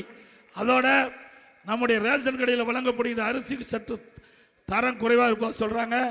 அதிமுக ஆட்சி வந்த உடனே எப்படி மளிகை கடையில் தரமான அரிசி கிடைக்குதோ அதே அரிசி ரேஷன் கடையில் வழங்கப்படும். அது எத்தனை ஆயிரம் கோடி ஆனாலும் பரவாயில்ல, அதை பற்றி கவலை இல்லை. ரேஷன் கடையில் போடுற அரிசி கடையில் இருக்கிற அரிசியை விட தரமான அரிசியாக இருக்கும். எப்பொழுது விலையில்லா அரிசி தான் கொடுக்குறோம், இனி எதிர்காலத்தில் விலையில்லா பருப்பு கொடுக்க போகிறோம், விலையில்லா சமையல் எண்ணெய் கொடுக்கப்படும். அதுவும் அம்மா இல்ல திட்டம், ஏழைகள் ஜாதி மதமே கிடையாது, ஏழையில் இருந்தால் அந்த ஏழைகளுக்கு அற்புதமான கான்கிரீட் வீடு கட்டி கொடுக்கப்படும். பட்டியலின மக்கள், ஆதிராவிட மக்கள், அந்த மக்களுக்கு அவருடைய வயது வந்து ஆண்கள் திருமணமாகி தனி குடித்தனம் போகின்ற பொழுது வீடு இல்லாமல் இருக்கிறாங்க. அவர்களுக்கு தேவையான நிலத்தை வாங்கி அற்புதமான கான்கிரீட் வீடு அவர்களுக்கு கட்டி கொடுக்கப்படும். அதுபோல பட்டம் படித்த நம்முடைய இளைஞர்கள் வேலை வாய்ப்பில் பதிவு செஞ்சு வேலை கிடைக்காம இருக்கிறாங்க. வேலை கிடைக்கின்ற வரை மாதந்தோறும் 2000 ரூபாய் உதவித்தொகை வழங்கப்படும். +2 வரை படித்தவர்களுக்கு 1000 ரூபாய் கிடைக்கப்படும். அதோட முதியோர்களுக்கு வழங்கப்படுகின்ற ஓய்வூதியம் 2000 ரூபாயாக உயர்த்தி வழங்கப்படும். நெசவாளருக்கு வழங்கப்படுகின்ற அந்த ஓய்வூதியம் உயர்த்தி வழங்கப்படும். மீனவர்களுக்கு வழங்கப்படும் ஓய்வூதியம் 2500 ரூபாயாக உயர்த்தி வழங்கப்படும். அதோ கட்டிட தொழிலாளர்கள் பணி செய்கின்ற பொழுது தவறி விழுந்து உயிரிழந்தால் அந்த குடும்பத்தாருக்கு 25 லட்சம் ரூபாய் உதவித்தொகை வழங்கப்படும். கட்டிட தொழிலாளர், மீனவர்கள் மீன் கடலில் போய் மீன் பிடிச்சிட்டு இருக்கும்போது விபத்து ஏற்பட்டு உயிரிழந்தால் அந்த குடும்பத்துக்கு 25 லட்சம் ரூபாய் நிவாரணம் வழங்கப்படும்.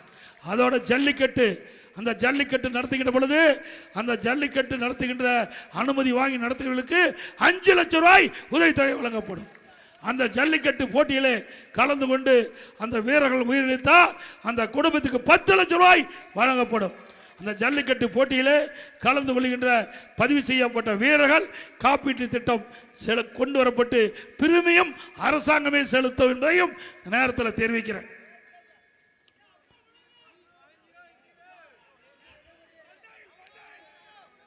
அதே போல நிறைய திட்டங்கள் 297 அறிவிப்புகள் அனைத்து இந்திய அண்ணா திராவிட முன்னேற்ற கழகத்தின் சார்பாக அறிவிச்சிருக்கிறோம். அனைத்து அறிவிப்புகளும் நிறைவேற்றப்படும். அதனால நம்முடைய அனைத்து இந்திய அண்ணா திராவிட முன்னேற்ற கழக வெற்றி வேட்பாளருக்கு இரட்டை சின்னத்திலே வாக்களிக்க வேண்டும்.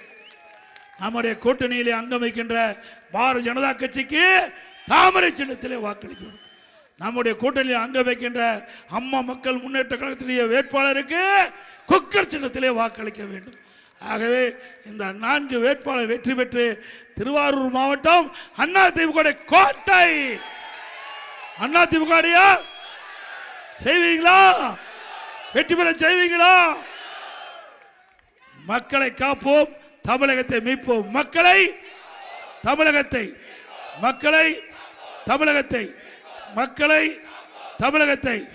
ஸ்டாலின் மாடல் அரசு, ஃபெயிலியர் மாடல் அரசு. Bye bye Stalin. நன்றி, வணக்கம்.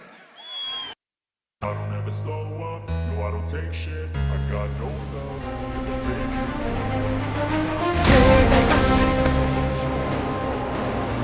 I don't ever slow up, no I don't take shit. I got no love for the fakeness. If you wanna play tough and wanna hate this, I'll always show up and make a statement. I don't ever slow up, no I don't take shit. I got no love for the fakeness. If you wanna play tough and wanna hate this, I'll always show up and make a statement. Everything I do so instinctive and so passionate. Every word I move so descriptive like an adjective. I got a vendetta against people who patented being negative when you should be getting after it. I got facts over tracks, this and that, spitting slow, spitting fast. I could roast, I could gas, think I'm okay at last, but I don't know if that can erase all the past and the pettiness. A reflection of the emptiness, hilarious. You think you're worth my time, you're delirious, mysterious, because you are behind a fake exterior, inferior. You know I'll always be a bit superior. Get off of me, this ain't no humble brag. I want you to hear words, you can say them back. I want you to feel free from the chains at last, and to believe in what you got, it was built to last, yeah. Now that I've been put through hell, I never got anyone's help. I had to do it all myself. I don't ever slow up, no I don't take shit. I got இதயம் புரட்சி தலைவி அம்மா இருவரும் தலைவர்களை வணங்கி இந்த திருவாரூர் நகரமே பூமியை அதிர்ந்து போச்சு. ஸ்டாலின் அவர்களே, நீங்கள் பிறந்த மண் என்று சொல்றீங்களே, இந்த பூமி அதிர்ந்து போச்சு. எங்கே பார்த்தாலும் மக்கள் வெள்ளம் கடல் போல் காட்சியளிக்குது. நடைபெறுகிற சட்டமன்ற பொது தேர்தலில் அதிமுக கூட்டணி வேட்பாளர்கள் வெற்றி பெற்று விட்டார்கள்.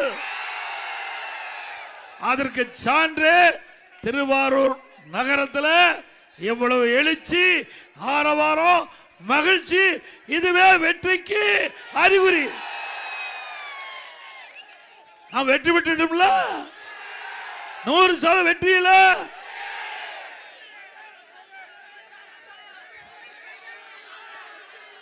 இந்த சிறப்பான நிகழ்ச்சியில கலந்து கொண்டு சிறப்பித்துக் கொண்டிருக்கின்ற முன்னாள் அமைச்சர் மாவட்ட செயலாளர் அறிவிச்சார் திரு காமராஜ் அவர்களே, முன்னாள் எம்பி திரு கோபால் அவர்களே, அமைப்பிச்சார் சிவராஜமாணிக்கம் அவர்களே, பொறுப்பாளர் திரு இளவரசன் எக்ஸ் எம்பி அவர்களே, திரு PS பாப்பா சுப்பிரமணியன் எக்ஸ் எம்எல்ஏ அவர்களே, மற்றும் கூட்டணி கட்சி சேர்ந்த பாஜக VK செல்வம் அவர்களே, பாட்டாளி மக்கள் கட்சி வடக்கு மாவட்ட திரு ராஜு அவர்களே, மற்றும் S வேணுகோபால் அவர்களே, அம்மா மக்கள் முன்னேற்ற கழகத்தை சேர்ந்த அமைப்பு திரு S காமராஜ் அவர்களே, தமாக செயலாளர் குடவாசல் S தினகரன் அவர்களே, தமாக முரளிதரன் அவர்களே, மற்றும் தமாக சந்திரசேகரன் அவர்களே, ஜெகன் பாண்டியன் அவர்களே, தமிழக மக்கள் முன்னேற்ற கழகத்தைச் சேர்ந்த ஜெகன் பாண்டியன் அவர்களே, திரு ரஜினி பாண்டியன் அவர்களே, மோமந்தியார் முன்னேறு மாவட்ட செயலாளர் அம்பிகா ஆபதி அவர்களே, இந்திய ஜனநாயக கட்சியுடைய S பன்னீர்செல்வம் அவர்களே, திரு K பாண்டியன் அவர்களே, திரு G நாராயணசாமி அவர்களே, சிங்க தமிழ் முன்னேற்ற கழக தலைவர் G செந்தில் அவர்களே, தென்னிந்திய ஃபார்வர்ட் பிளாக் கட்சி காசி சங்கர் அவர்களே, மருது சேனை துணை செயலாளர்